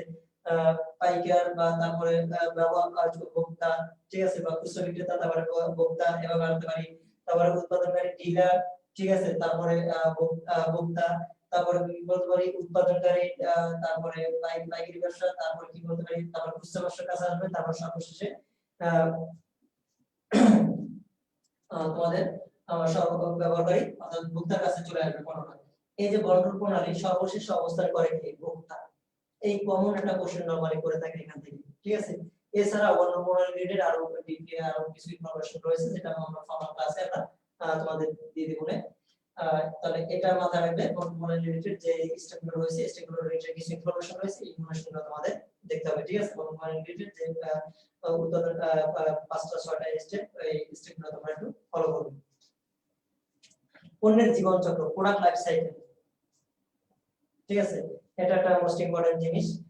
পণ্যের জীবন চক্র, প্রোডাক্ট লাইফ সাইকেল। তো প্রোডাক্ট লাইফ সাইকেলে আমরা দেখি কি সর্বপ্রথম অবস্থান করে পণ্য উন্নয়ন, তারপরে দেখি কি আমরা প্রোডাক্ট ডেভেলপমেন্টের পর ইন্ট্রোডাকশন, সূচনা, তারপর কি প্রবৃদ্ধি, ঠিক আছে, গ্রোথ, তারপরে ম্যাচুরিটি, পূর্ণতা, তারপরে ডিক্লাইন বা পতন, ঠিক আছে। এখান থেকে পণ্যের জীবন চক্রের ধাপ কয়টি এভাবে কোশ্চেন করে। পণ্যের জীবন চক্রের সর্বপ্রথম ধাপ কোনটি এভাবে কোশ্চেন করে। পণ্যের জীবন চক্রের কোন স্টেজে এসে বিক্রয়ের পরিমাণ সর্বোচ্চ হয়, ঠিক আছে, বিক্রয় পরিমাণ বেড়ে যায়, এটা এভাবে কোশ্চেন আসতে পারে। আমরা দেখি কি বিক্রয়ের পরিমাণ সর্বোচ্চ হয় কোন পূর্ণতা পর্যায়ে এসে দেখি কি বিক্রয় পরিমাণ সর্বোচ্চ পর্যায়ে পৌঁছায়, ঠিক আছে, এবং পূর্ণতা পর্যায়ে, এবং বিক্রয় পরিমাণ আস্তে আস্তে হ্রাস পায় কোন পর্যায়ে এসে, পূর্ণতা পর্যায়ে। একক প্রতি একটা কোশ্চেন আসছিল ইউনিভার্সিটি একবার, সেটা আমি খেয়াল করবে তোমরা। একক প্রতি উৎপাদন ব্যয় হ্রাস পায় পণ্যের জীবন চক্রের কোন পর্যায়ে, ঠিক আছে, একক প্রতি উৎপাদন ব্যয় হ্রাস পায় পণ্যের জীবন চক্রের কোন পর্যায়ে। আমরা দেখেছি কি অ্যানসার হচ্ছে প্রবৃদ্ধি পর্যায়ে, ঠিক আছে। প্রবৃদ্ধি পর্যায়ে প্রথমে ইন্ট্রোডাকশন, প্রোডাক্ট ডেভেলপমেন্ট চলতে থাকে, তারপরে সূচনা এসে দেখা যায় কি বিক্রয় হওয়ার কিছু হতে পারে, না হতে পারে, তারপর আস্তে আস্তে বিক্রয় পরিমাণ হয়। তারপরে হচ্ছে প্রবৃদ্ধি পর্যায়ে বিক্রয় বাড়ানোর জন্য আমরা বাজারের প্রসারণ বিভিন্ন কার্যক্রম গ্রহণ করে থাকি, তারপর দেখা যায় কি বিক্রয় পরিমাণ আস্তে আস্তে বেড়ে যায়। বিক্রয় পরিমাণ যত বেড়ে যায় তত কি হয়, বা একক প্রতি উৎপাদন ব্যয় হ্রাস পেয়ে যায়, কারণ কি মুনাফা পরিমাণ, বিক্রয় পরিমাণ বাড়তে থাকে, মুনাফার পরিমাণও বাড়তে থাকে, তার ফলে হয় কি per unit production cost reduce হয়ে যায়, ঠিক আছে, অটোমেটিক্যালি। এই কোশ্চেনটা আসছিল, এভাবে এখান থেকে কোশ্চেন হয়। এবার হচ্ছে খুচরা ব্যবসা, পাইকারি ব্যবসা। খুচরা ব্যবসা রয়েছে প্রকারভেদ, ঠিক আছে, খুচরা ব্যবসার প্রকারভেদটা আমাদের জন্য মোস্ট ইম্পর্টেন্ট। খুচরা ব্যবসার প্রকারভেদটা তোমরা অবশ্যই দেখবে। আর রয়েছে কি পাইকারি ব্যবসা, পাইকারি ব্যবসার প্রকারভেদ, পাইকারি ব্যবসা বিভিন্ন রকমের পাইকারি রয়েছে, ঠিক আছে, আংশিক পাইকার, বিশেষ পাইকার ইত্যাদি।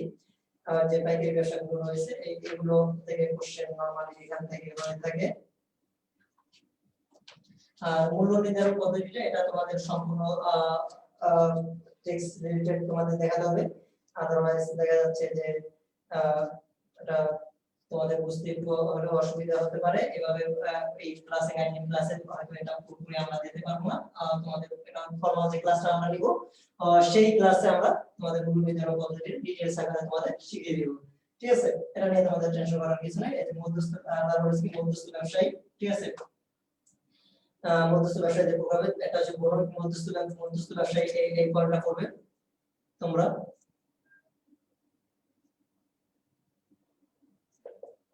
মধ্যস্থ ব্যবসায়ী রিলেটেড যে বিষয়টা রয়েছে, এটা হচ্ছে বণিক মধ্যস্থ ব্যবসায়ী, এটা হচ্ছে প্রতিনিধি মধ্যস্থ ব্যবসায়ী, আর এটা হচ্ছে কার্যভিত্তিক মধ্যস্থ ব্যবসায়ী। মোস্ট ইম্পর্টেন্ট, এখান থেকে কিন্তু প্রতি বছর কোশ্চেন হয়, ঠিক আছে। মধ্যস্থ ব্যবসায়ী পার্টটা তোমরা অবশ্যই দেখবে। কি বলছি, এটা হচ্ছে কি বণিক মধ্যস্থ ব্যবসায়ী, বণিকের মধ্যে কি রয়েছে পাইকার এবং খুচরা ব্যবসা, ঠিক আছে। এই পাইকার এবং খুচরা ব্যবসায় আসছে মধ্যস্থ ব্যবসায়ী অংশ বিশেষ কিন্তু পাইকারি এবং খুচরা ব্যবসা, ঠিক আছে। তাহলে যদি তোমাদের এটা আলাদা চ্যাপ্টার আকারে দেওয়া আছে তবু এটা কিন্তু মধ্যস্থ ব্যবসায়ীর মধ্যে থেকেই কিন্তু এসেছে। তাহলে মধ্যস্থ ব্যবসায়ীর মধ্যে একটা রয়েছে গরিব মধ্যস্থ ব্যবসায়ী, একজন রয়েছে পাইকার আর একজন রয়েছে খুচরা ব্যবসায়ী। আর প্রতিনিধি মধ্যস্থ ব্যবসায়ীর মধ্যে রয়েছে কি রয়েছে দালাল, ফরিয়া, নিলামদার, পণ্য প্রাপক, কনসাইনি যেটা বলা হয়েছে, প্রতিনিধি, প্রতিনিধি, ঠিক আছে, ইত্যাদি, কমিশন এজেন্ট, ভ্রাম্যমাণ প্রতিনিধি, এইগুলো পণ্য খালাস প্রতিনিধি, এই যে এগুলো রয়েছে এগুলো হচ্ছে গিয়ে আমার কি প্রতিনিধি মধ্যস্থ ব্যবসায়ী। দালাল কি, ফরিয়া কি, এভাবে কিন্তু তোমাদের শর্ট কোশ্চেন আকারে আসতে পারে এবং তোমাদের এমসিকিউ আকারে আসতে পারে। কনসাইনি বা পণ্য প্রাপক এগুলো বলতে আমরা কি বুঝে থাকি, ঠিক আছে, এগুলো তোমাদের সব ডিটেইলস আমরা ফর্মাল ক্লাসে তোমাদের স্টেপ বাই স্টেপ দিয়ে যাব ইনশাআল্লাহ। আর তারপর হচ্ছে কি তোমাদের কার্যভিত্তিক মধ্যস্থ ব্যবসায়ী। কার্যভিত্তিক মধ্যস্থ ব্যবসায়ীর মধ্যে কি বলছে, ব্যাংক, বীমা, অর্থ সংস্থান, প্রতিষ্ঠান, ঠিক আছে, সেবা, পরিবহন, রেল, যোগাযোগ ব্যবস্থা, কাঠামো, ঠিক আছে, এগুলো হচ্ছে কার্যভিত্তিক মধ্যস্থ ব্যবসায়ী। ওকে,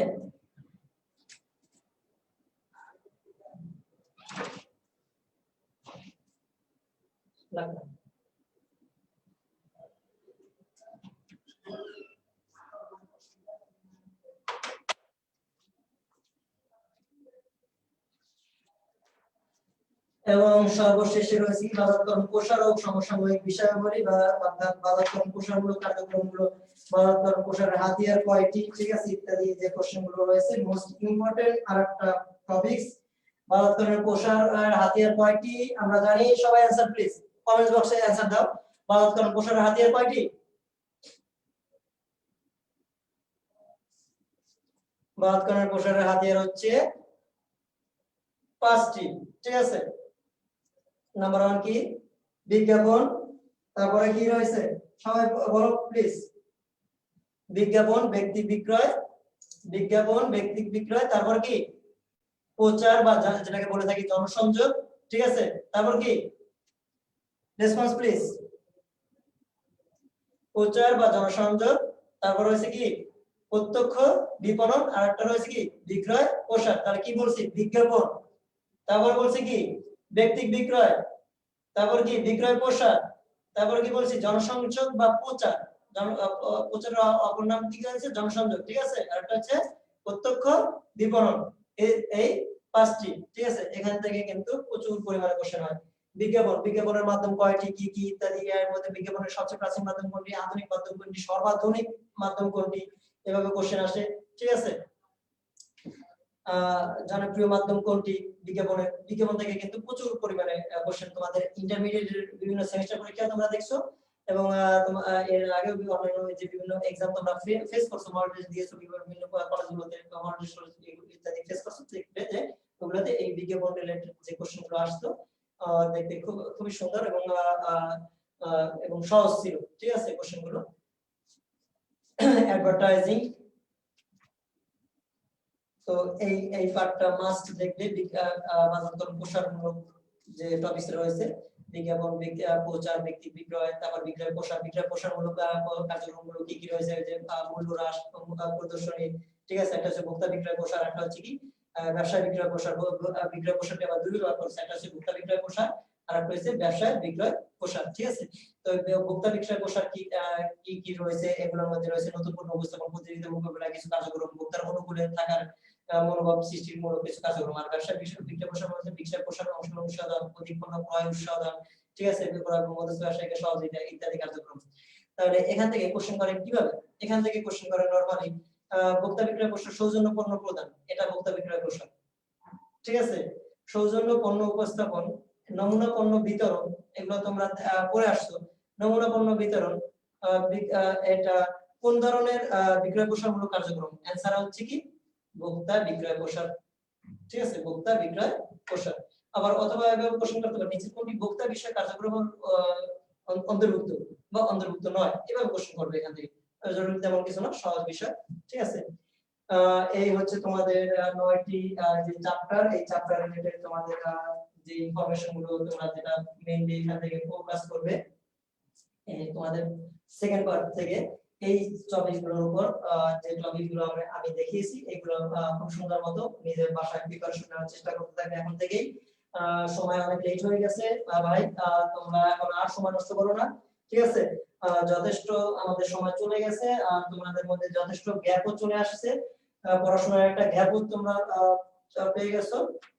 ফার্স্ট পার্ট থেকে যেগুলো তোমাদের আমরা দেখাবো সেটা হচ্ছে কি কোন লেআউট, বিন্যাস, ঠিক আছে, কোন ডিজাইন, এই সব যে চ্যাপ্টার রয়েছে, এই কিছু চ্যাপ্টার তোমাদের আমরা দেখিয়ে দেব। ওইগুলো থেকে প্রশ্ন আসতে পারে, না আসতে পারে, আসুক বা না আসুক আমরা প্রিপারেশন নেব, ঠিক আছে। নো রিস্ক নো গেইন, ঠিক আছে, এটা একটা মাথায় রাখবে। ধৈর্য ধরো, ধৈর্য অনেক ধরেছো তোমরা, আরো ধৈর্য সহকারে ধৈর্য ধরে প্রিপারেশন তোমরা নিতে থাকো, ইনশাআল্লাহ তোমরা ভালো করবে। তোমরা সবাই মাথায় রাখবে, সবাই ভালো স্টুডেন্ট, সবাই একটা টার্গেট নিয়ে তোমরা এখানে এই যুদ্ধে নেমেছো, ঠিক আছে। আগে যে কথাটা বলেছি, তোমরা কলেজ টলেজ নিয়ে, জিপি নিয়ে কোনো দাম্ভিকতা মনের মধ্যে রেখো না। তোমরা যে যা পেয়েছো এখন ভুলে যাও, ওটা তোমাদের অস্ত্র হিসেবে কাজ করবে, ঠিক আছে। প্লাস পয়েন্ট একটি। আর তোমরা এখন ভবিষ্যতে যেটা করবে সেটাই হচ্ছে তোমাদের ফিউচার টার্গেট, এটা নিয়ে তোমরা মাথায় রাখো। আর পিছে যা হয়ে গেছে, ওটা নিয়ে তোমরা মাথায় কোনো কিছু রাখবে না, ঠিক আছে। ইনশাআল্লাহ তোমরা ভালো করবে, আশা করি, দোয়া করি তোমরা ভালো করো, ঠিক আছে। আর আমাদের সাথেই থাকো, আমরা তোমাদের সর্বাত্মক সহযোগিতা প্রদানের জন্য প্রস্তুত, সদা প্রস্তুত আছি ইনশাআল্লাহ। আর আমাদের রিলেটেড যে বিভিন্ন বই টই আছে, এগুলো নিয়ে তোমরা কিনে বা সংগ্রহ করে পড়া শুরু করে দাও। তোমাদের আর এই ব্যাপার নিয়ে সময় একটু ডিলে করো না, ঠিক আছে। তোমাদের মার্কেটিং নিয়ে ইনশাআল্লাহ তোমাদের বেশি একটা টেনশন করতে হবে না। মার্কেটিং এর জন্য তোমরা দেখতেই পাচ্ছ অনলি সেকেন্ড পার্টের উপর তোমাদের মেইনলি ফোকাসের বিষয়, মার্কেটিং চ্যাপ্টারের উপর যদি দক্ষভাবে সুন্দর মতো তোমরা প্রিপারেশন নিতে পারো, ইনশাআল্লাহ তোমরা মার্কেটিং এ আমি আশা করব মার্কস যাই থাকুক, আমি 100 এ 100 তোমরা বলা মুসলমানের জন্য হারাম, 100 এ 100 তোমরা পারবে এমন কোনো গ্যারান্টি আমার দেওয়া দরকার নেই। তোমরা 98% তোমরা ভালো দক্ষতার সাথে 2% আমি রেখে দিলাম, ওটা আল্লাহর ভরসা, ঠিক আছে। ওই 2% তুমি যদি দোয়া করে তোমরা পেরে যাও, ইনশাআল্লাহ তোমাদের প্রিপারেশনটা ওই 2% তোমরা পারবে, ঠিক আছে। এটা নিয়ে টেনশন করতে হবে না। 2% আশা করি তোমাদের কভার হয়ে যাবে, 100% না হলেও আমরা 98% তোমাকে, আমরা 99% 98% তোমার প্রিপারেশনটা তুমি দক্ষতার সহিত অর্জন করতে পারবে ইনশাআল্লাহ, আমাদের গাইডলাইন মতো তোমরা যদি চলো, ঠিক আছে। আর আমাদের সাথেই থাকো, তোমাদের বন্ধু বান্ধব সবাই উৎসাহিত করো আমাদের সাথেই আসার জন্য, ঠিক আছে। সবাইকে যারা এডমিট হওনি বা হয়তো তোমার ফ্রেন্ড সার্কেলের মাধ্যমে যে এডমিট হয়েছে তার ক্লাস হয়তো ফলো করতেছো, ঠিক আছে, তার সাথে পাশাপাশি বসে অনেকে আছে, এরকম আছে, আমি খেয়াল করেছি এক জায়গায় যে এক স্টুডেন্ট আমাদের এডমিট হয়েছে, সে অন্য স্টুডেন্টরা এডমিট হয়নি, বাট ওই যে এডমিট হয়েছে তার পাশে বসে ক্লাসটা তারা দেখতেছে, ঠিক আছে। এরকম একটা জিনিস ফলো করা গেছে। তাহলে তোমরা যাই করো না কেন, তোমরাও এডমিট হয়ে যাও, তোমরা আমাদের সুযোগ সুবিধা তোমরাও ভোগ করো, আমরা চাই তোমরা সবাই আমাদের সুযোগ সুবিধাটা ভোগ করো, ঠিক আছে। তোমরাও সুযোগ সুবিধাটা ভোগ করো, এডমিট হয়ে যাও, আমাদের ক্লাসগুলো বা অনলাইন ক্লাসগুলো এখন থেকেই করা শুরু করে দাও তোমরা। তোমাদের যা যে যেখান থেকে আসো সেখান থেকে তোমাদের প্রিপারেশন নেওয়ার চেষ্টা করো। আশা করি তোমরা দোয়া করো তোমাদের অফলাইনে ক্লাস যদি হয়তো আলহামদুলিল্লাহ, আর অফলাইনে হোক আর অনলাইনে হোক, পরীক্ষা অফলাইনেই হওয়ার সম্ভাবনা আমরা দেখতেছি 95%, ঠিক আছে। বিভিন্ন ভার্সিটি অলরেডি ঘোষণা করেও দিয়েছে যে অফলাইনে সরাসরি পরীক্ষা হবে, সো অনলাইনে পরীক্ষা দেওয়ার কোনো স্কোপ মনে হচ্ছে নাই, আর অনলাইনে এটা অনেক লিমিটেশন দেখা যেতে পারে, এই জন্য দেখা যাবে যে কি সরাসরি পরীক্ষা নিবে। এবং ঢাকা ভার্সিটি আমরা শুনতেছি অফিসিয়ালি ঘোষণা দেখ বা না দেখ, শোনা যাচ্ছে অফলাইনে পরীক্ষা নেওয়ার সম্ভাবনা, ঠিক আছে। অর্থাৎ সরাসরি পরীক্ষা নেবে, বিভিন্ন অন্যান্য ভার্সিটি সরাসরি পরীক্ষা নেওয়ার ঘোষণা কম বেশি অনেকে দিয়ে ফেলছে, ঠিক আছে। সো তোমরা এটা মাথায় রাখবে। আমাদের ক্লাসগুলো অনলাইনে হোক বা অফলাইনে হোক, এটা তোমরা নিয়ে একটু চিন্তা করবে না। আমাদের সেম অনলাইন অফলাইন সেম ক্লাসই তোমরা পাবে, ঠিক আছে। সেম ভাবে সুন্দর মতো আমরা ক্লাসটা নিব সবাই, ঠিক আছে। প্রত্যেকটা সাবজেক্টে সুন্দর মতো ক্লাসগুলো হবে। তো আল্লাহ ভরসা, বেস্ট অফ লাক। কারো যদি কোনো কোশ্চেন থাকে তোমরা কমেন্টস বক্সে কোশ্চেন করতে পারো, আমি অ্যানসার দিচ্ছি তোমাদের।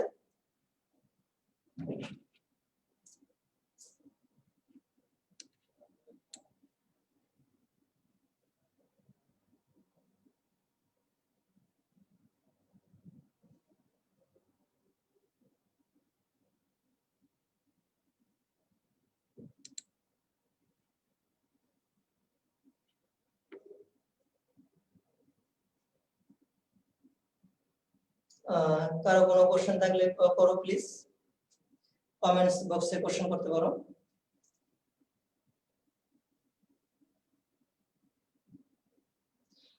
একজন কোশ্চেন করেছে মার্কেটিং এ কি নেগেটিভ মার্কস আসছে বা রিটেনে? ঠিক আছে, হ্যাঁ, শুধু নেগেটিভ মার্কস এখানে আমরা প্রত্যেকটা বছরে আমরা দেখে আসছি প্রত্যেকটা সাবজেক্টে নেগেটিভ মার্কস আছে।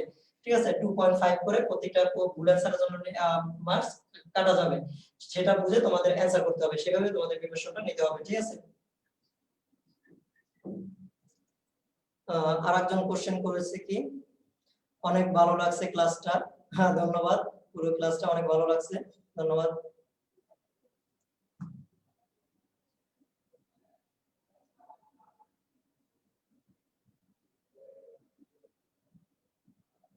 ওকে,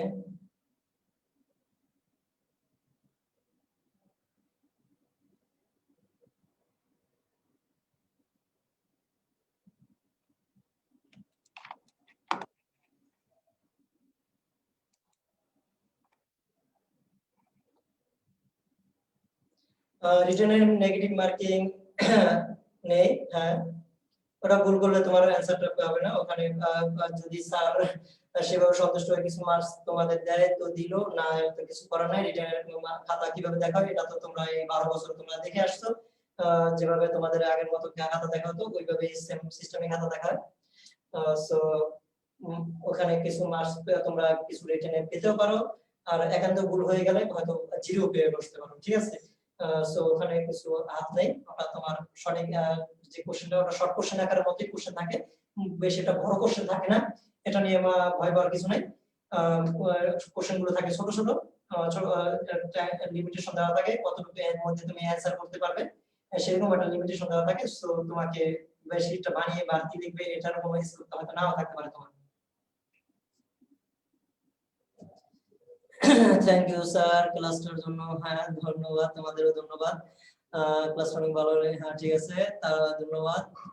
ভাই আপনার নামটা কি? ও সরি, আপনার নামটা অনেকে আগের ক্লাসগুলোতে যারা করেছো তারা আমার পরিচয় তো পেয়েছিলে। আমার নাম হচ্ছে এমডি বাকিবিল্লাহ,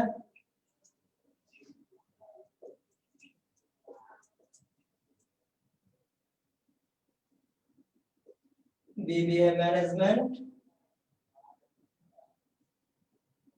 এমবিএ এইচআর। ঠিক আছে, বিবিএ ম্যানেজমেন্ট এবং এমবিএ এইচআরএম করা আমার, এইচআরএম এমবিএ করা।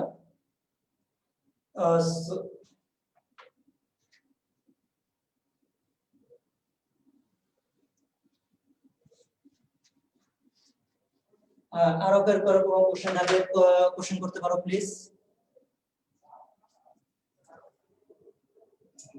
ভাইয়া সব ভার্সিটিতে কি মার্কেটিং কোশ্চেন হয়? হবে, হ্যাঁ, কম বেশি সকল ভার্সিটির জন্য তোমার মার্কেটিং প্রিপারেশন রাখতে হবে। ঠিক আছে, অনলি জাহাঙ্গীরনগর ইউনিভার্সিটিতে দেখা যাচ্ছে কি জাহাঙ্গীরনগর ইউনিভার্সিটিতে ম্যানেজমেন্ট অ্যাকাউন্টিং মিলিয়ে এই কম্বাইন্ডলি কোশ্চেন গুলো হয়ে থাকে। Account related question, management, marketing, finance একসাথে কম্বাইন্ড কোশ্চেন হয়, কিন্তু আদারওয়াইজ অন্যান্য সব ভার্সিটি কম বেশি মার্কেটিং থেকে কিন্তু কোশ্চেন থাকে। ঠিক আছে, সো মার্কেটিং এর উপর তোমার প্রিপারেশন অবশ্যই রাখতে হবে। আর এখন ঢাকা ভার্সিটিতে যে সিস্টেম দেওয়া আছে হয় মার্কেটিং নয় ফিনান্স, যে কোনো একটা তুমি অ্যানসার করতে পারবে। তারপরে আরেকটি ভার্সিটি বরিশাল ইউনিভার্সিটি, ওখানে তোমার দেওয়া আছে মার্কেটিং আর ফিনান্স, এইভাবে অ্যানসার করতে পারবে। জগন্নাথ ইউনিভার্সিটির জন্য ওরকম সিস্টেম দেওয়া আছে, তোমার কম্বাইন কোশ্চেন থেকে আসে। আর তোমার Jahangirnagar university, Chirang university, Rajshahi university, Chirang university এবং রাজশাহী ইউনিভার্সিটি ওগুলোর জন্য তোমার মার্কেটিং এবং ফিনান্স এগুলোর উপর প্রিপারেশন তোমার অবশ্যই রাখতে হবে, এগুলো থেকে কোশ্চেন হয়। ঠিক আছে, ওই সব ইউনিভার্সিটিতে। সো ওভারঅল তোমার মেইন কথা হলো ঢাকা ভার্সিটির জন্য তুমি যেহেতু প্রিপারেশন নিচ্ছ, তোমার আদার্স ইউনিভার্সিটির জন্য তোমার প্রিপারেশন তোমার হয়ে যাচ্ছে। সো এটা নিয়ে টেনশন করার কিছু নেই। তোমার আদার্স ইউনিভার্সিটি কোশ্চেন করুক বা না করুক, তোমার ঢাকা ইউনিভার্সিটিতে তোমার কোশ্চেন হয়ে যায়, সেরকম তোমার প্রিপারেশন ওরকম ওভারঅল সবগুলোই থাকবে। ঠিক আছে, আর কোনো কোশ্চেন থাকলে করতে পারো প্লিজ। স্যার বইয়ের নামটা একটু বলেন প্লিজ। বইয়ের নাম হচ্ছে রেসপেক্ট। ঠিক আছে, আমাদের ইউসিসি প্রকাশিত বই মার্কেটিং রেসপেক্ট বই, এটা তোমরা অবশ্যই কালেক্ট করবে। ধন্যবাদ। আর কোনো কিছু বলা থাকলে তোমরা বলতে পারো। নেক্সট ক্লাসের জন্য আরেকজন স্যার রেডি হয়ে আছেন, আমাকে এখন এই ক্লাসটা সেট হবে। সো ধন্যবাদ সকলকে, আশা করি সবাই ভালো থাকবে, সবাই সুন্দর মতো প্রিপারেশন নেবে। Thank you.